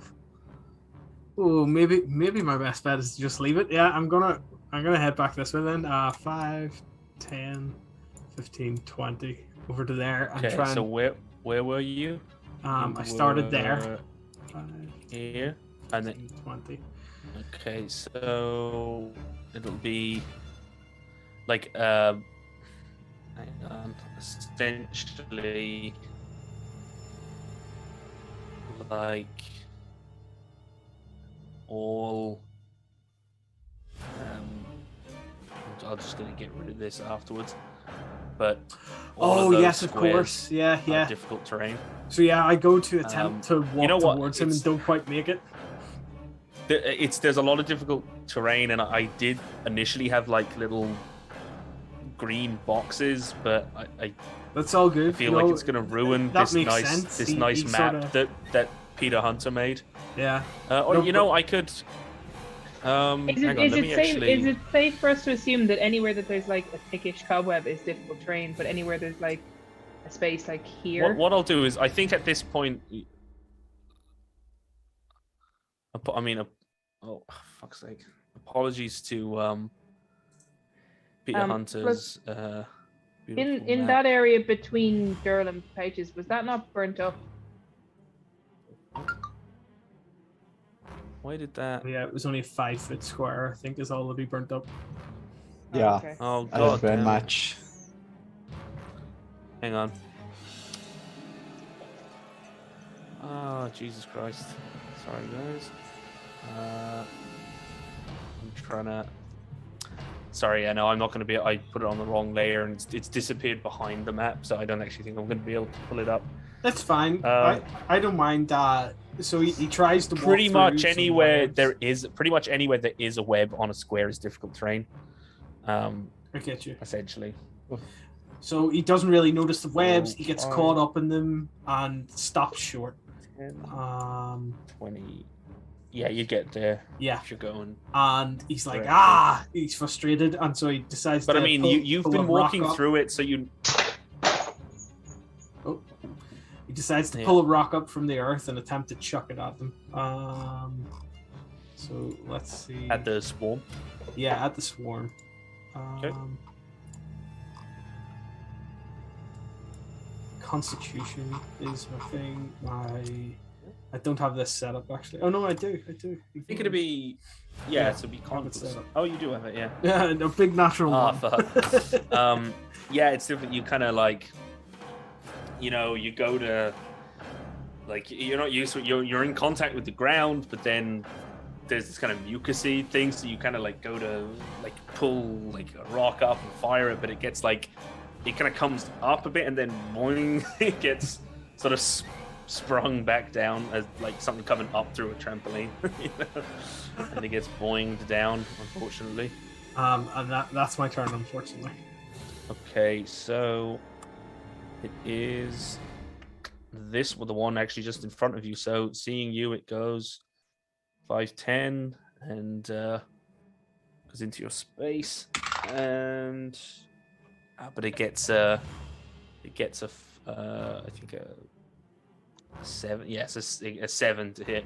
So again, that just as soon as they just swarm on you, they're not finding any perches yet. They haven't gotten inside your clothes or found any exposed skin. They haven't made it up. They're all heading up. They seem to be heading up to your head, but they haven't made it up yet.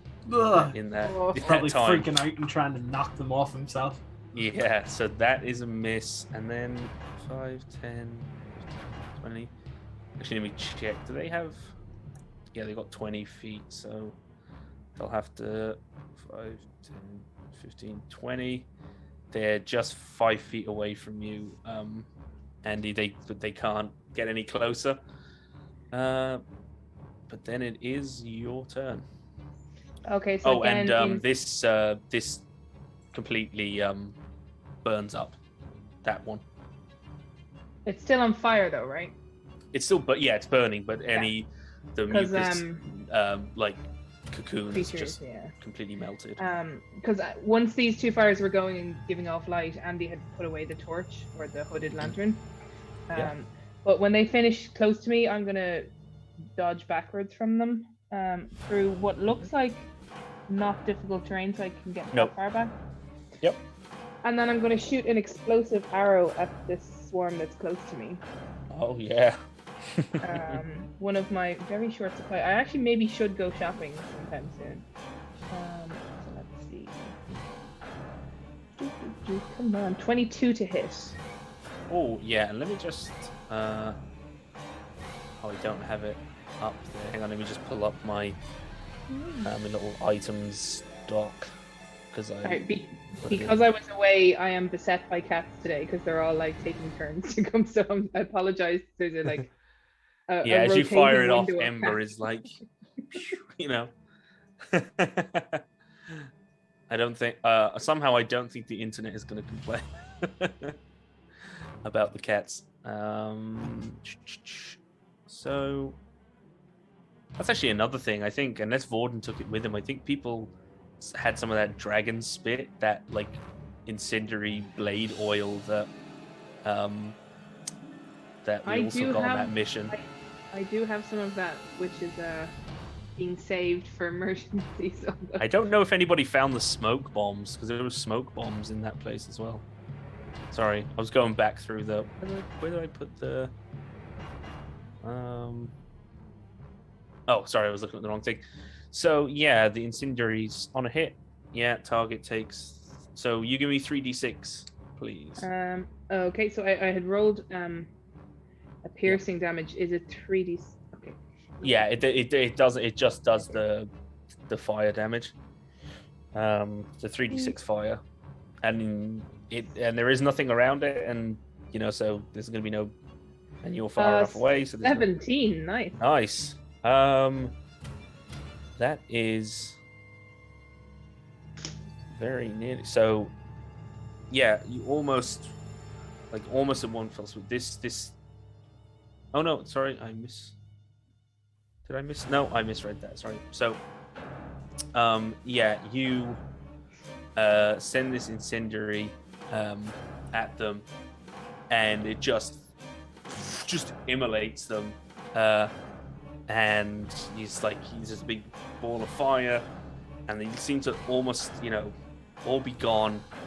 But then you see like 10 of these little things, well, no, actually,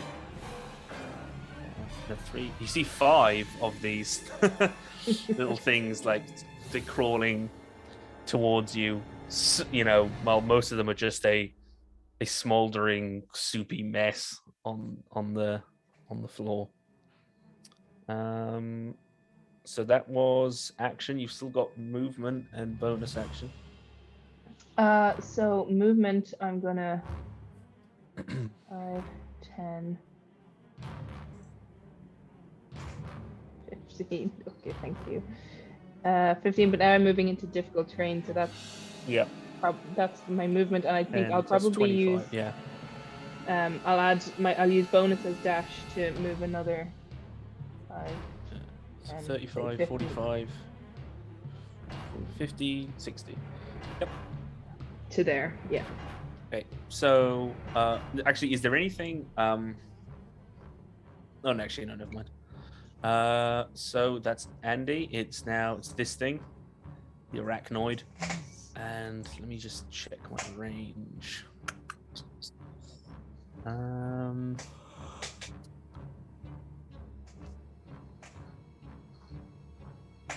30. Yeah. So, let me see.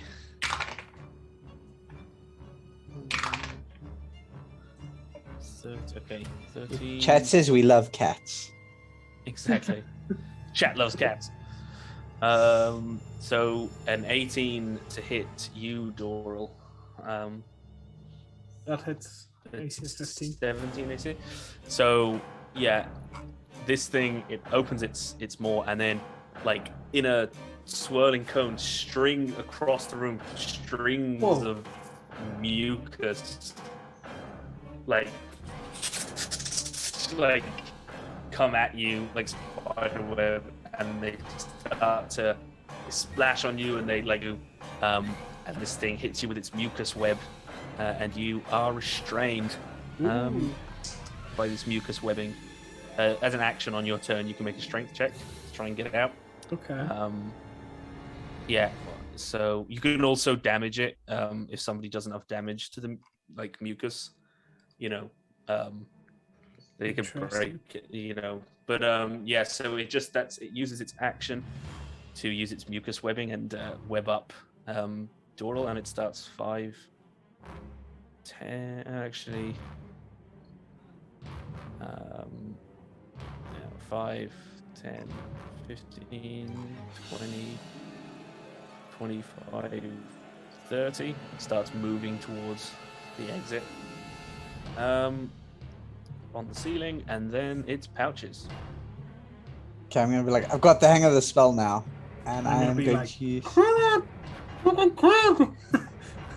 and I'm gonna scorching ray it again. Go for it. 14, Is it hit? 6 points of fire damage. Okay. Yeah. 15 for 8 points of fire damage, Okay. and 22 for another 6. Woo! Trifecta! Yeah. So 20 points of Just fire damage you total. like you send one up, and as it's skittering away, it like it you know like falls. You know, it's like one of its legs is like singed off, and it's like it's clinging to the ceiling. You send the second one, it just goes into its back. There's a shower of embers, and it's you know blown off the ceiling. It lands like and starts to like shrivel up, dead from the second one, and then just the third one just straight into its face, overkill on the ground, and just sets it on fire to just burn the corruption and stop the spread. As it is fucking dead as shit. Yeah, so the arachnoid goes down, and we'll delete him off the tracker. Is it gonna delete him? No? Yeah, cool. Yeah, so Pouches, that was your action. Yep. No bonus action. Anything else?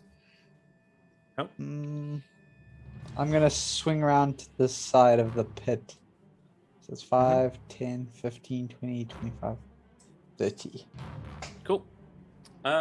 So Doral, it's your turn, and you're restrained, so give me a strength check as an action to try and so bust I'm out. restrained, and also there's a swarm inside my body, isn't there?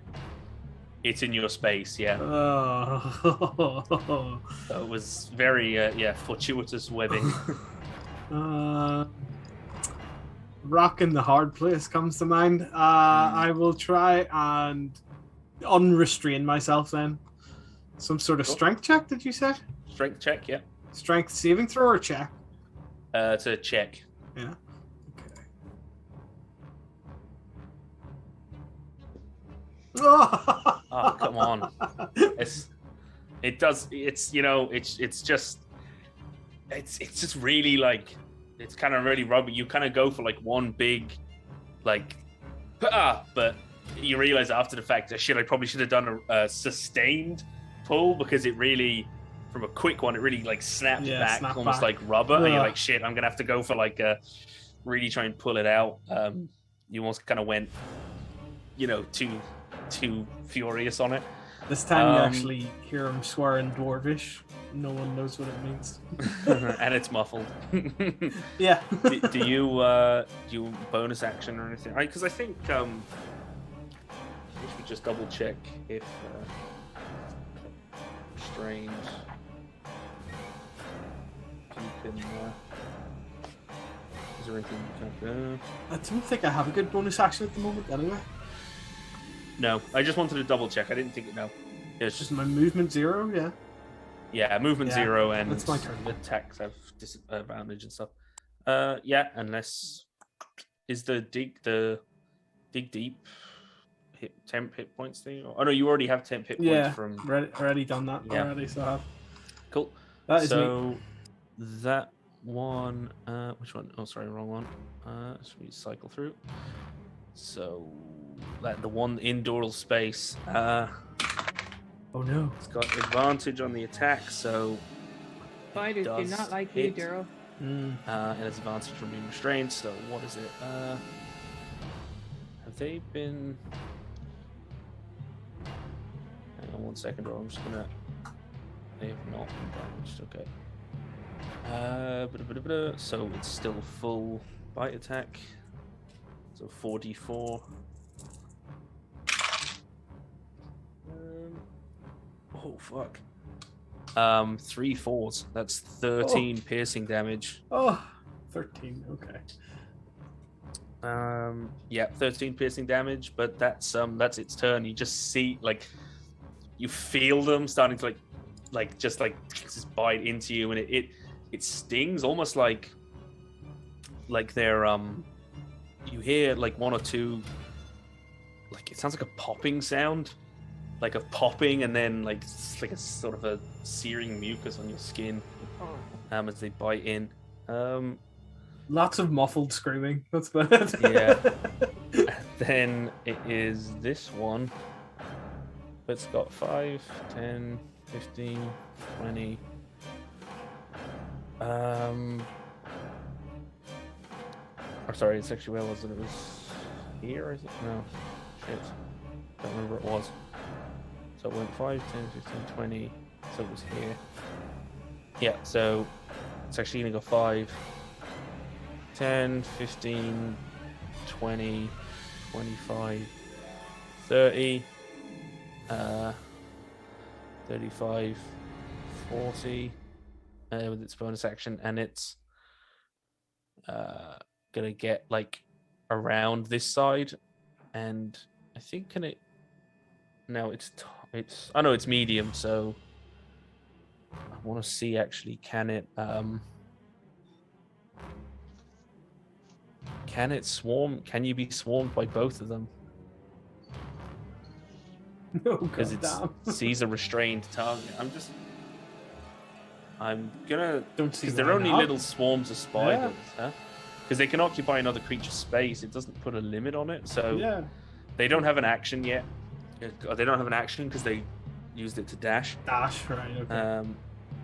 Hang on, what am I talking about? I gave them. Sorry, they should have gotten to there because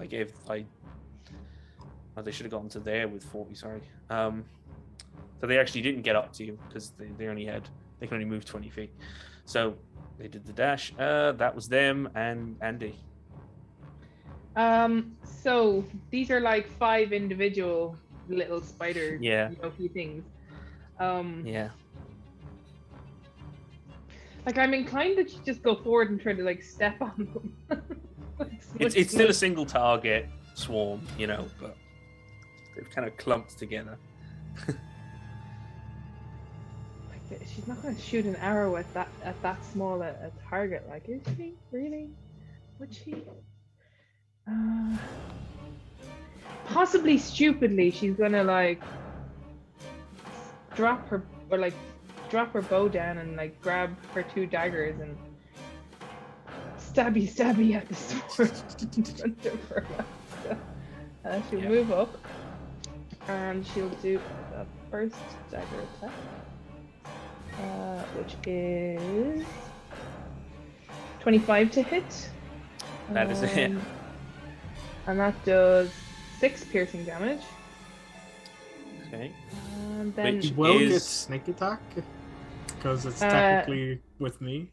Was that? Well, no, I'm Oh no, attacking sorry, the you're one that's attacking not that with one. me. Ignore me. Ignore me. But just, And Andy, there's- on the first one, they managed to pull together, and you just like skewer them all, like Oh, as they're okay. crawling over each other on one. So that one is killed because it had 5 left. So I had already rolled, so I suppose if that's dead, she'll have moved up towards Durrell and being sort of like, I really hope I don't hit him, have swung with her offhand dagger, which was an 18 to hit. That's gonna hit. And she only does 1 damage though. Yeah, just being very careful. You're like, and you managed to like Spider, skewer Durrell, one spider, and you're like, yeah, one little by hold still, Doral. Just one by one, we'll get them all. But yeah, that's Andy. So pouches.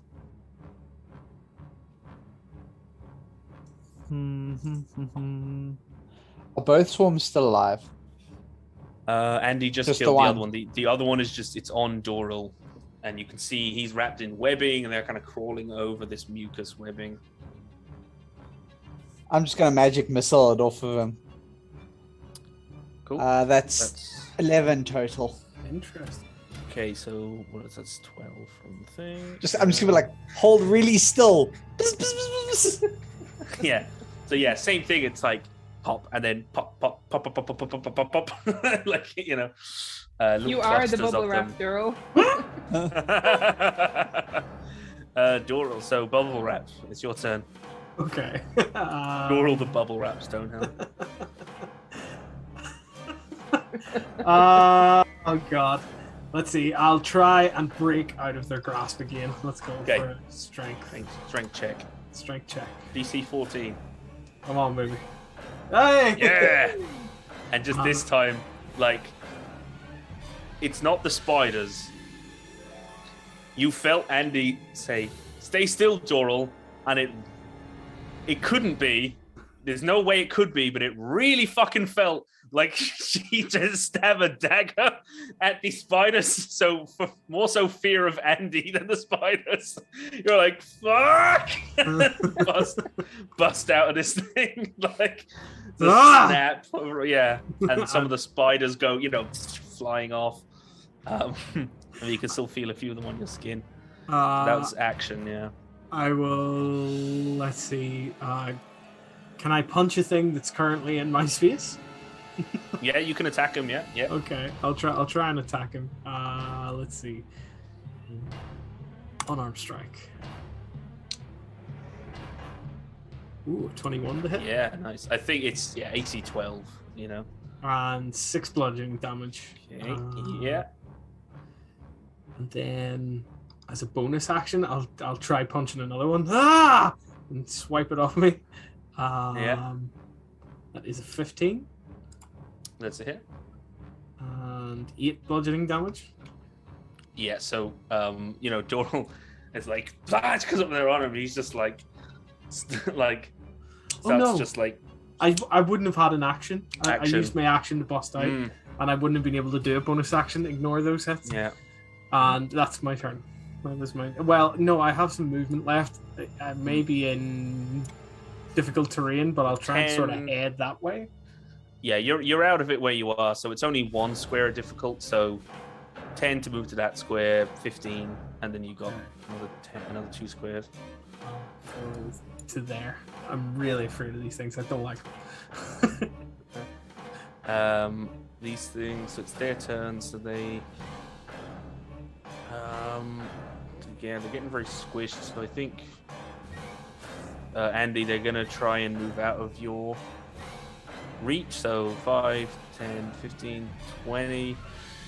But I get We'll start heading to the door. Yeah. So attack of opportunity.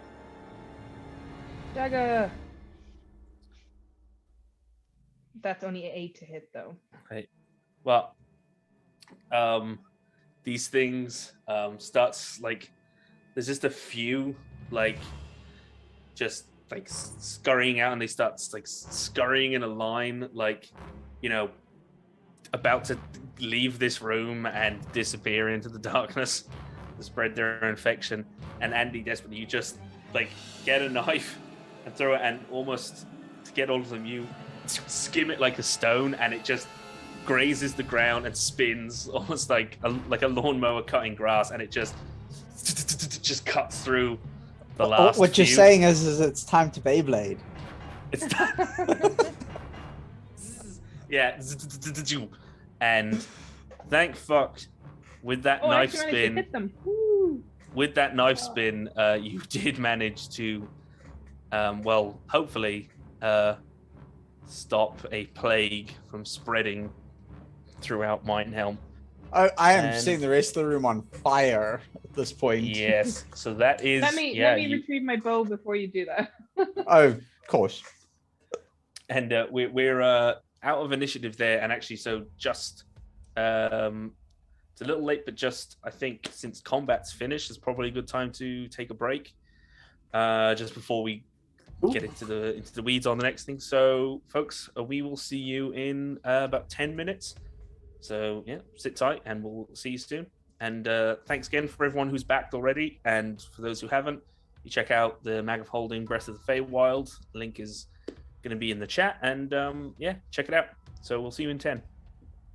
Cheers, folks.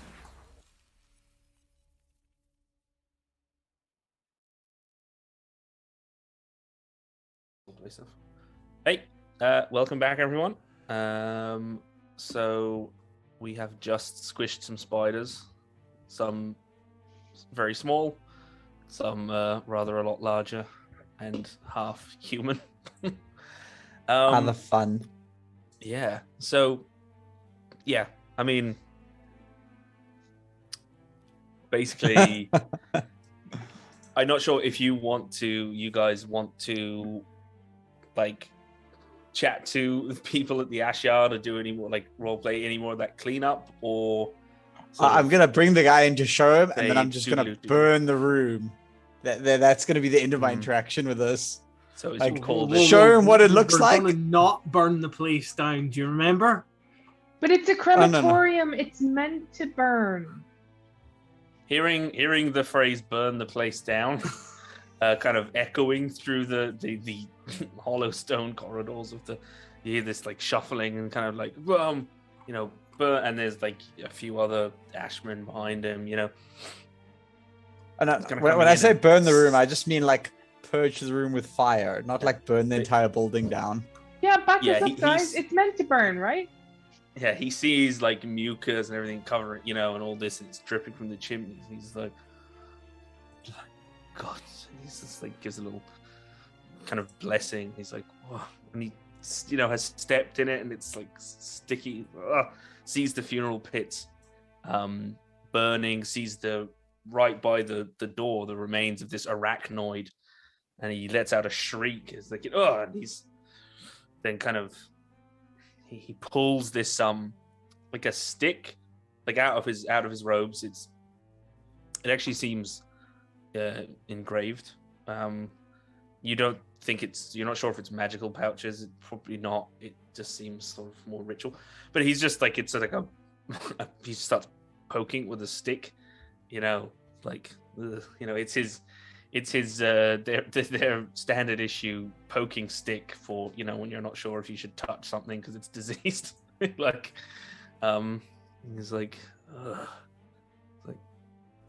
pulls it up and there's mucus dripping off. He's like, what? And that stick's tainted now. Leave the stick. We're burning all this. He says, yes. He says, what is this thing? Have you ever seen anything like it? No. Spider baby. I think it's a spider baby. Yeah. Could I roll a survival check? You could try. Yeah, you can try. He kind of looks. He tilts his head, and you see like half of this thing's face. Yeah, it's a spider baby, like she said. It says, "I see," and he's like, whatever it is. He says, it used to be Desta Mulvane, the corpse that they brought in a few days ago. Holy. He's like, well, whatever this. He's like, yes, we'll have to cleanse this whole crematorium. And while he's saying that, Andy is going to have retrieved the dagger that went spinning towards the door, and she's using one dagger to like pry the spider kebab, like pry them off her other dagger. Mhm. And she's like, "Get these two." She lets them drop to the floor. Yeah, he's like, ugh. And you see actually stuck filtering in behind him. There's other Ashmen, but their hood, they like pull their hood fully down over them, and this, it actually, when they let it fall, it falls like over their face and kind of clings to their face. This fabric, and it looks like black gauze, like a mesh. But they're moving quite. You feel like they can probably see through it, but you can't see their faces. That they seem to be, yeah, they're going in and they're kind of veiled, and they start moving into the room and they're carrying torches in these kind of like sensors. They're like these. They're like portable braziers almost. Andy's gonna have like, when she saw this happen, she's gonna have like sidled over and elbowed Durrell a little bit and been like, should we not have had those face thingies maybe? Do you think? Wait a minute. Did this guy come from the wastes asunder? Aye. Is that the fellow? Aye. Have we any idea what got him? How he ended up dead? Well, the people who brought him in, they said when they started transporting him, his corpse didn't look like this, but they did say it started to turn during the journey. At first, they thought it was just normal bloat, intestinal gases, but I mean, he was due to be burned, but his body disappeared before. Maybe he got bitten by the Spider Queen. I think we should burn the clothes we're wearing. I'm not getting naked. I might be. I'm not You hear burning my Captain- clothes. You hear Captain Galloway's voice ring out in your mind. Yeah, go for it. It's coming out of your wages. The cloak. He said, he's like, well, it's like, I understand if you're 100% certain. He says, well, we don't know. I would advise that you burn the clothes, but we have certain powders, tinctures. We could do our best to cleanse you. This is We an could old wash wife them. beater. I've 100 of them in the house, I guess. Well, he says we can wash it. We can wash it in fire water. He calls it. Andy's kind of holding her cloak like somewhat defensively, like, this is my own. It's not gonna cloak. damage the stuff, is it? It won't damage the fabric, but I'm not too worried you will about have to damaging. disrobe to wash them, because if any of it gets in your skin, it's Start hopping on one foot and taking off a boot. Yeah, I He feel said, like yeah, he's like, just- prestidigitation would clean me enough. superficially maybe, but it's been known to miss corruption. Okay, fine. Borrow us Very sort clothes of- and very- show us where we can strip off. Yeah, they'll basically give you like featureless, just like gray, sackcloth robes, and that you see them take it to these large vats, and then they're like stirring it in this water. They put it into, dilute it in water, and it kind of smokes, like steams a bit, and it looks like smoke, but it has this very acrid smell, and it smells like kind of like it might be something you'd ever smelt, but in the real world it would kind of smell like bleach. It's not exactly bleach, but you've heard like some horror stories that certain people in the Ashad will do this, that fire water, it's essentially some kind of like a disinfectant, and if in really severe cases, if it's like you've drunk like poison or you're diseased and you're going to die anyway, you can drink this and it essentially runs through your system and through your veins, and it will like burn you from the inside. It can kill you, but it might not, like it'll fucking hurt and you'll be like sick for weeks, but you know, it's like a serious, like you disinfect your insides. You know, these guys don't fuck around when it comes to disease. But yeah, it's essentially this stuff that they're washing. Andy's in her sack. She's holding Ember.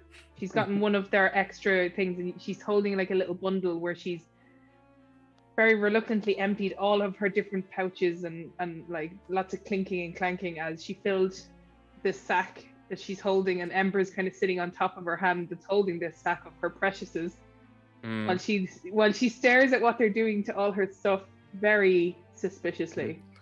Someone looks at the guy with the stringy blonde hair, looks at you, and he says, "Was the cat inside your cloak?" Ember was fine. Ember's fine. You're not touching Ember. She wasn't exposed. No, she was inside the pouch the whole time. The whole time. It is pretty true. So, and you can't kill the cat. He says, I'm gonna go ahead and roll a reverse deception. I mean, Ember batted. Okay, but he got an 8 inside. Well, it was 8 plus 2. And I got an 18 on deception. Yeah. So he says, "All right." He says, "I wouldn't want to harm the animal, but you know, a harsh scrubbing may have been in order." But well, all it would take is for her to scratch a rat, and for that rat to. He says, "But I'm not sure. You said there were egg sacs and spiders." Says it's this is an educated guess, but a guess nonetheless. I'd wager that as long as one of those spiders didn't get inside you, I think you're all right, because there was no visible outward signs on Dester Mulvane as he came in. So I assume the corruption was inside him.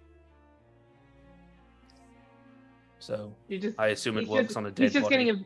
He's just getting a very wide-eyed stare, like over the top of the cat's head. These wide eyes of Andy going, "What?" Yeah, well, he's just very casually talking about. Yeah, the spider probably crawled inside him and infected him and turned him into a monster. It's just, you know, this guy burns disease-ridden corpses for a living. It's like very desensitized to it. But yeah, it's your clothes are disinfected, given time to dry, given back to you. They give you their thanks. They all do seem pretty sincerely, you know, pretty grateful. And they say, "Well, I think your swift action probably stopped the plague from spreading through Minehelm." So while we were on disrobing and having to empty all of our stuff out of our pockets and stuff to have our stuff cleaned, did Andy see anything interesting in pouches? What would have been in pouches, I suppose. Pouches are his private pouches. I don't know. Or did pouches not surrender his pouches for cleaning? He would have surrendered them, but he would have been like, "Give me bag," and like very like sneaky put everything in there. I mean, yeah, I don't know. I mean, I don't think there was anything too interesting. Yeah, I mean, give me a perception check, Andy, and I suppose pouches. If pouches is being secretive, maybe give me sleight of hand. I'll do sleight of hand. Let me see.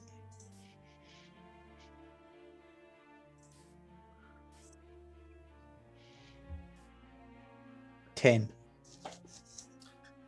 So Andy, you see, you know, most of what he's doing, but it's, well, you know where Pouches keeps his coin purse, you know, where he keeps his money, where he's got his component pouch, you know, spell book, component pouches. Component pouches, yeah. But yeah, it's mostly a lot of that. It's most of what he is carrying on him is largely pretty practical, to the casting. Well, I mean, it's practical to pouches. To other people, it might seem like a random collection of copper wire and bat shit and things like that. Whatever else in all these little pouches. Interesting things you yeah. may have noticed. I had 3 scrolls, the thermal a cube of metal, 2 pearls, potion of healing, some glass vials, an alchemist kit, just a padlock, a scroll case, some chalk, a signal whistle. Yeah, that's about all the really interesting shit I've got, and money. Yeah. Oh, okay. It was just a casual perusal, as she would be wont to do. Of She's not bothering to check what's in Durrell's pockets because it's like Durrell gives all this money away and stuff, so it's like he won't have anything. Mm-hmm. But yeah, other than that, is there anything else you want to do in the ash yard? Anything else you want to do in the disease crematorium? No, Me out of this fucking shithole. I hate this city. Ugh. Yeah, it's like this. I mean, it's. I mean, this. I don't know. The sewers are bad, but this is worse. I don't know. It's possibly the worst place you've ever been. It's. I mean, fair play to them. The Ashmen, like, doing what they're doing, but it's pretty grim. Is there a Sunshine Candy Apple district here? Pouches. I'm pretty sick of the shitholes, the underground shit monsters, the people waiting to stab me at every opportunity. Fuck me. At least when Vorden was around, we had good meals. Hijack some spice caravans. Can't you fix that now? Haven't you got prestidigitation? Oh, I've got prestidigitation, but they said it wouldn't work on the corruption. Also, the flavor, corruption, I think. But maybe you can fix my food. Oh, Flavor yeah, the food. I can do Yeah. that. You could at least do it for individually, I suppose. For yeah, because I think you can. Can you have like how many effects? Is it like 3 or something 3 going at once? Yes, you can flavor at least the 3 of you. You guys is for you're all pretending to be like, oh yeah, it's gruel. It's gross. It doesn't taste like duck à l'orange at all. Yeah. Well, at least let's go home and have a good meal. Frankly, Yeah. please. So, yeah, with that, having gotten, gruel never tasted so good, and a good, good rest. Days have gone on. Again, it's a little strange without Varney and Vorden. But these life goes on for the 3 of you, and just in the intervening days, or a couple days later, Doral, you're at the gym, the gym you took over from Garrus. Mm-hmm. And there's training some young fighters. You've got a guy in the ring, and you're sparring with him, teaching him keep his hands up. He's pretty new, teaching him the basics. And then you hear just from a corner of the room, it's pretty noisy, but something, it just kind of catches your ear. There's a group of young fighters.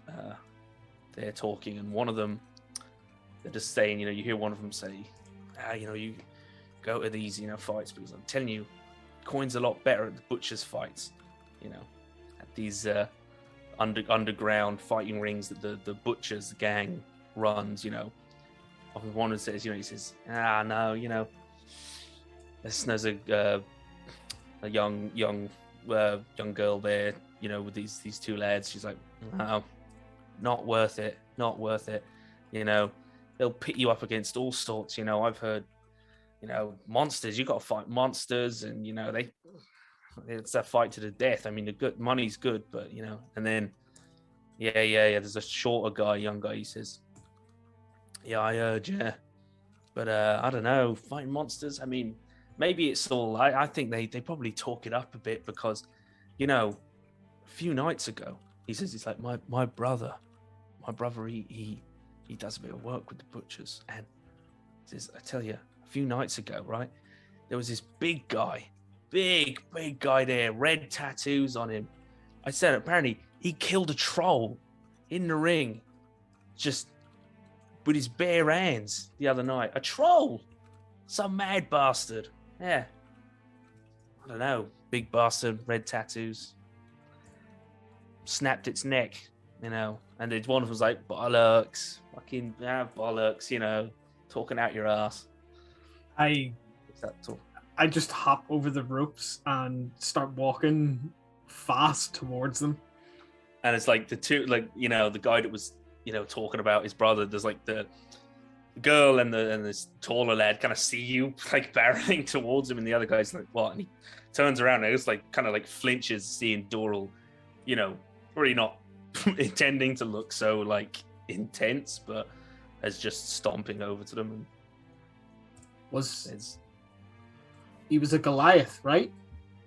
Red tattoos, no beard, no hair, really tall. Says, and one of them's like, he's like, yeah, Glad, like half giants. He's like, oh yeah, he were big. I didn't see him. When my brother was telling me. Your brother, right? Yeah. Where does your brother hang out? He's like, if you go down to the Fish and Fiddle, he'd be, most of the time he's drinking in there, but yeah. But it was, I don't know where it was one of the butcher's rings, I'm not going to cause you any trouble, but I'm looking for a Goliath, a half giant man, no beard, no hair, red tattoos. Well, it sounds like, what my brother was saying, yeah. He's like, Right. Look, it's all right. It's Daryl. His name's Daryl, but my brother, not the big chap, but it wasn't me. I didn't tell you nothing. No, I don't even know what we were talking about. We was talking about And I the turned on my half giant heel. man with the big. Yeah. So, yeah, Doral, this, this is kind of running through your mind, and thinking there's, basically in underground fighting rings, there's a Goliath with red tattoos spotted, and apparently killed a troll with his bare hands.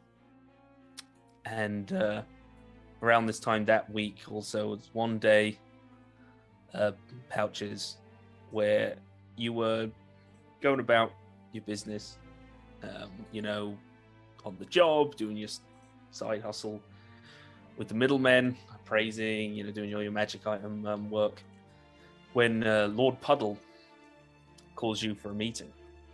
One of the kids comes and tells you to come by the palace, and Puddle wants to see you. And so, you go. I imagine. Of course. And you've come in, and Puddle is where he usually is. He's kind of lounging on his bed, and but suspiciously, there's a bowl of grapes next to him, but it seems untouched. He's kind of fidgeting, and he calls you in, and Vouches, me boy. What's got your appetite down? Tidings, good or bad, I don't know.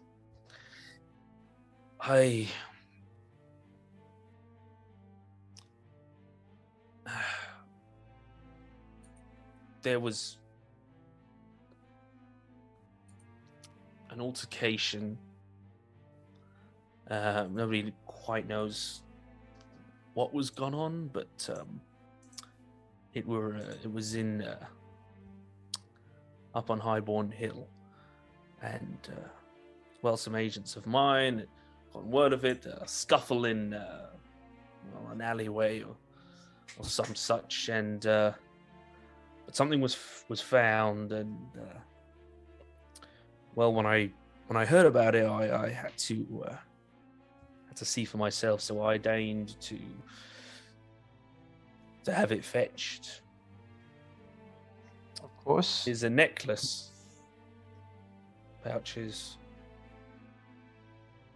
A Shanri necklace. My ears prick up at this. A A Shanri Shanri necklace like your father's. You've never Same mentioned symbol I know him was his. before. Well, Like I know you know things about this. he says And well, your mother did, but I recognized the symbol, and it was, and he explained it's like 4 interlocking rings. The rings are sort of like dragon scaled. They have like a scale pattern. Silver. It was carved on the necklace. Where is this necklace now? And he goes to the bedside cabinet and he pulls out a little chest and he pulls a necklace, and there is in the Shanri necklace a stone, like a gemstone, a ruby, and it's cracked, and like a quarter of it is shattered. So it's a broken sorry, it's not broken. Sorry, I misread my own notes. There's a Shanri necklace, and then he hands it to you, and on the reverse of the necklace there is this symbol, and he says, all I know is that it's the same symbol that was on your father's. But my father's was broken, wasn't it? It was. At least This one what I was told by your mother. This one seems whole. Mm. Can I examine it for any damage? Yeah, give me an investigation check. Ooh, you mean my good skill? Your +9 skill, yeah.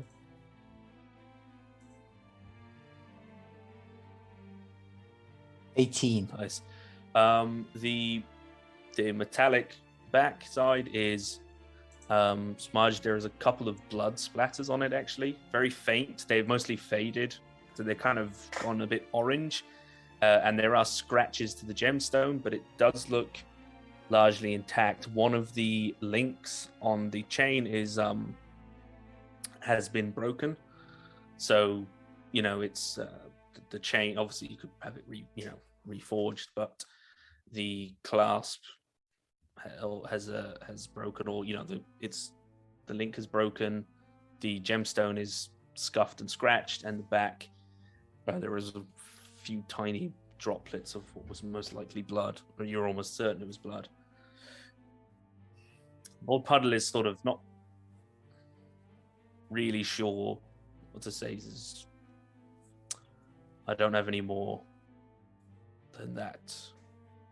If I hear anything else, but I'm going to point to the someone, ask him if he knows what it means. well, these symbols, from what I understand, are familial. What So was I think the pouches? It means that you might have a relative in town. relative that needs their necklace back? Mm-hmm. Keep me up to date on His this. pudgy fingers. Yeah. There's my boy. Believe me, you will be the first to know. I'm going to see if I can't get a hold of Miss Belmont and see if anyone has attempted to purchase a new necklace.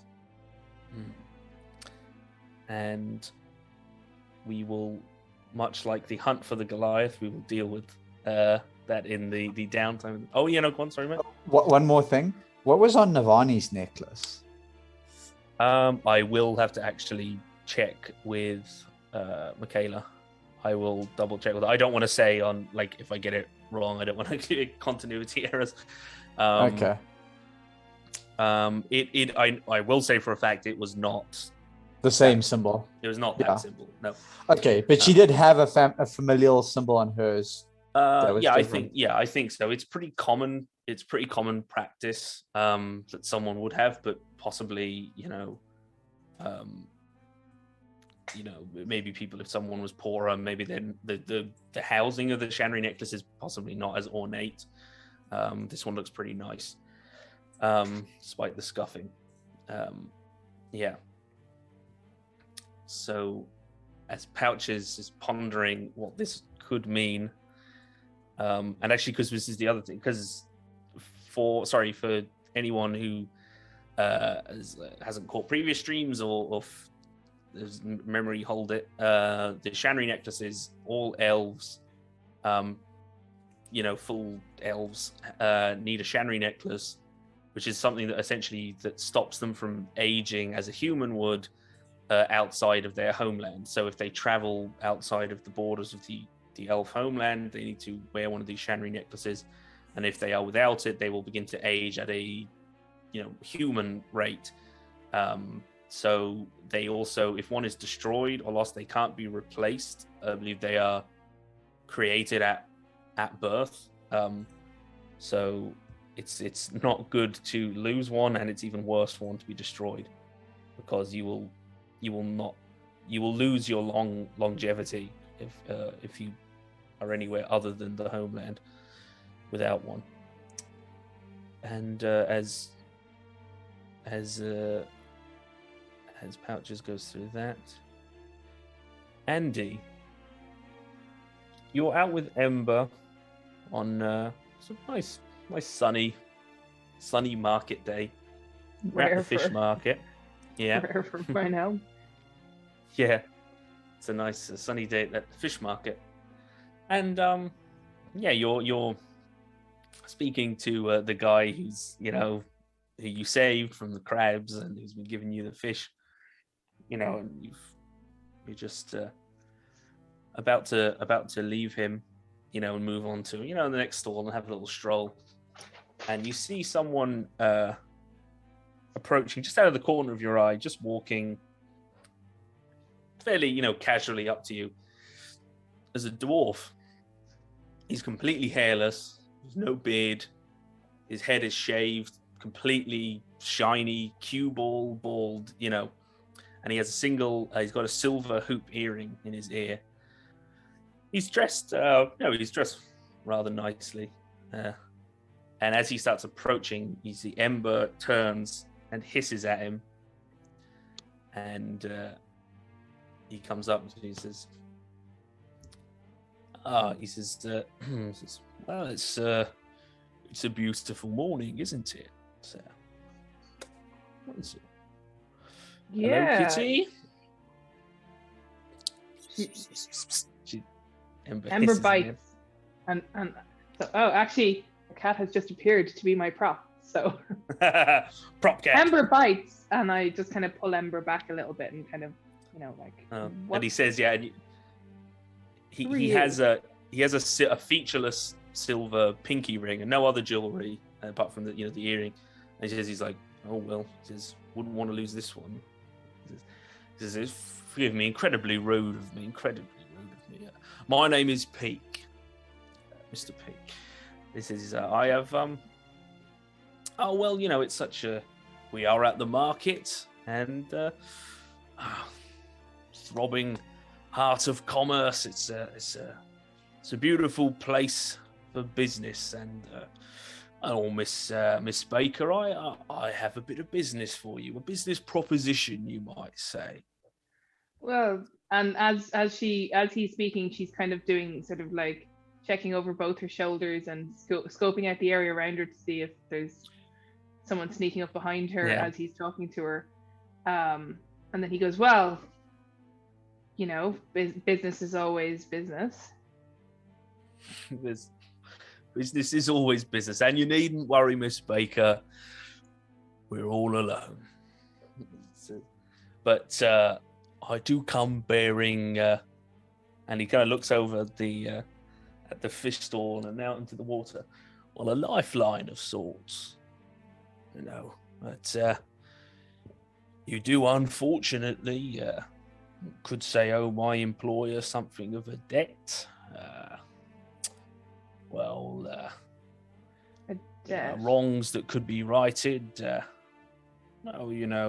And he kind of looks at her wrist.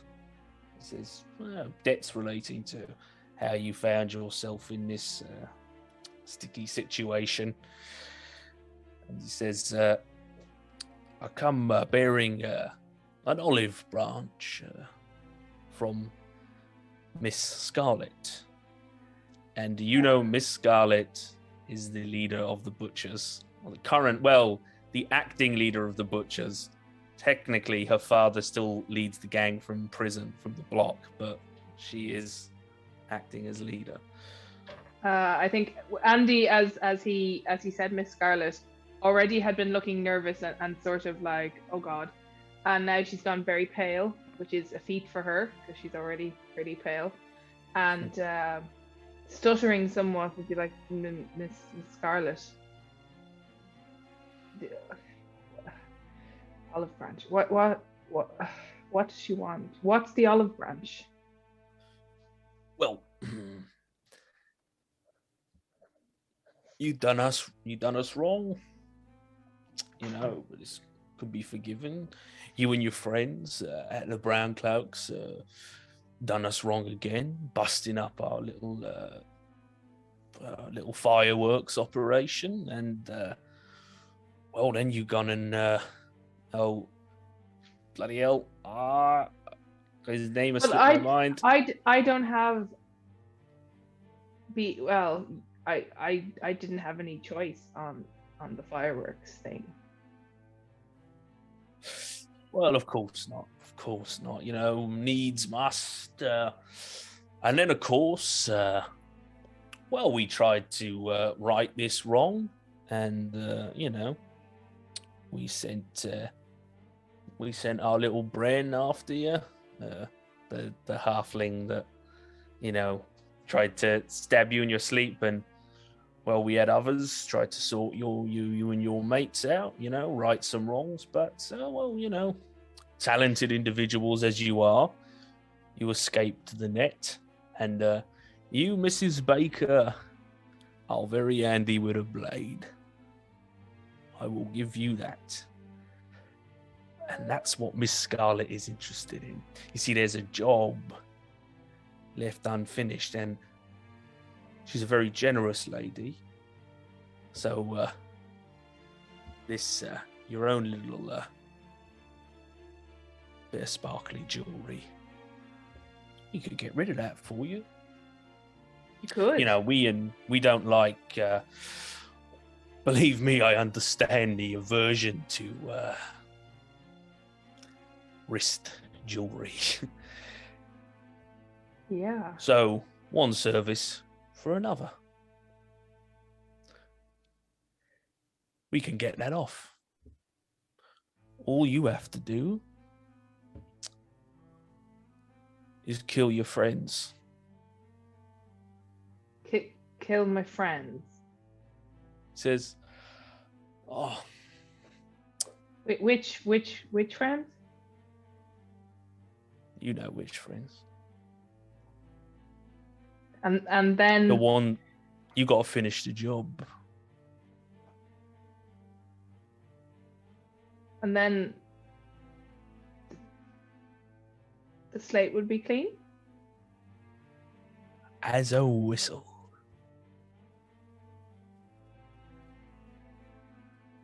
I'd need more information. More information, I'm afraid I do not have.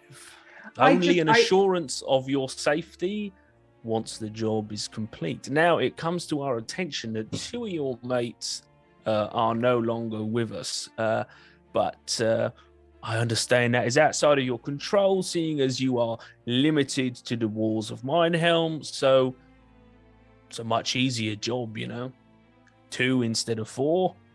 It's a good deal. Think about it.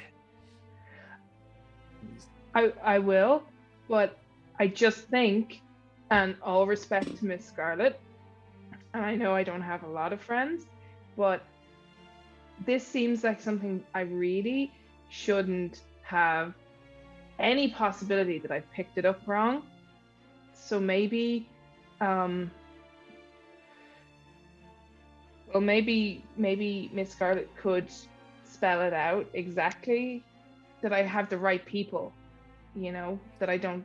Of course, a very, very thorough Miss Baker. That's why, to be perfectly honest, I think it was a very silly thing what we did. And I must admit, it. Speaking truthfully, it were not Miss Scarlet's decision. It were Mr. Scarlet. He's a little bit more hot-headed. He's a little bit old-fashioned. I don't think it were right what we done. We shouldn't have come down so hard on you, but needs must. Things are what they are. This is the situation we find ourselves in. So, as to your question, you kill Mr. Pouches. You kill Mr. Doral for us. We got blood for blood. We can't let these people be roaming the streets out there. Our name will go to pot. So you want to quick little job, do them in, and you're home free. Lovely jubbly. And it has to be me with a blade. It couldn't be. Forgive me, I did not mean to limit you so much. I was. If you have other means, by all means employ them. However you get the job done, I ain't fussy. Well, I'll think about it. And do I have a time limit before you send someone else again?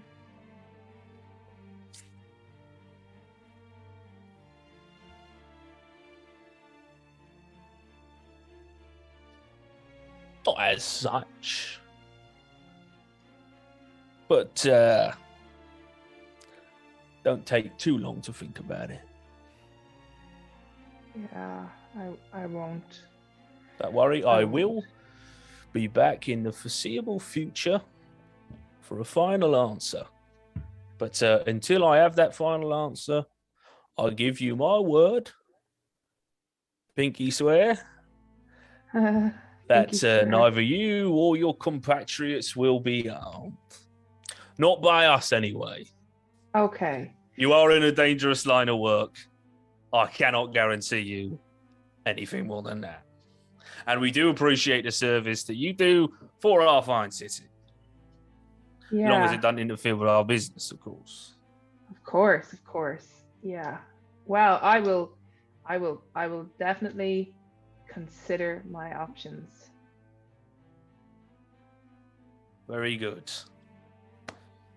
Oh, it is a beautiful day.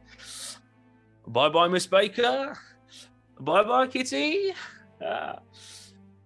He sort of waves to the man in the fish stall behind, and he sort of just makes his way over, and he disappears into the crowd, leaving you alone with your decision. And that's where we're going to end it for tonight, and I believe for the Christmas break. And we will be coming back with 2 new permanent party members, 2 new cast members for the Cloaks of Mindhelm in the new year.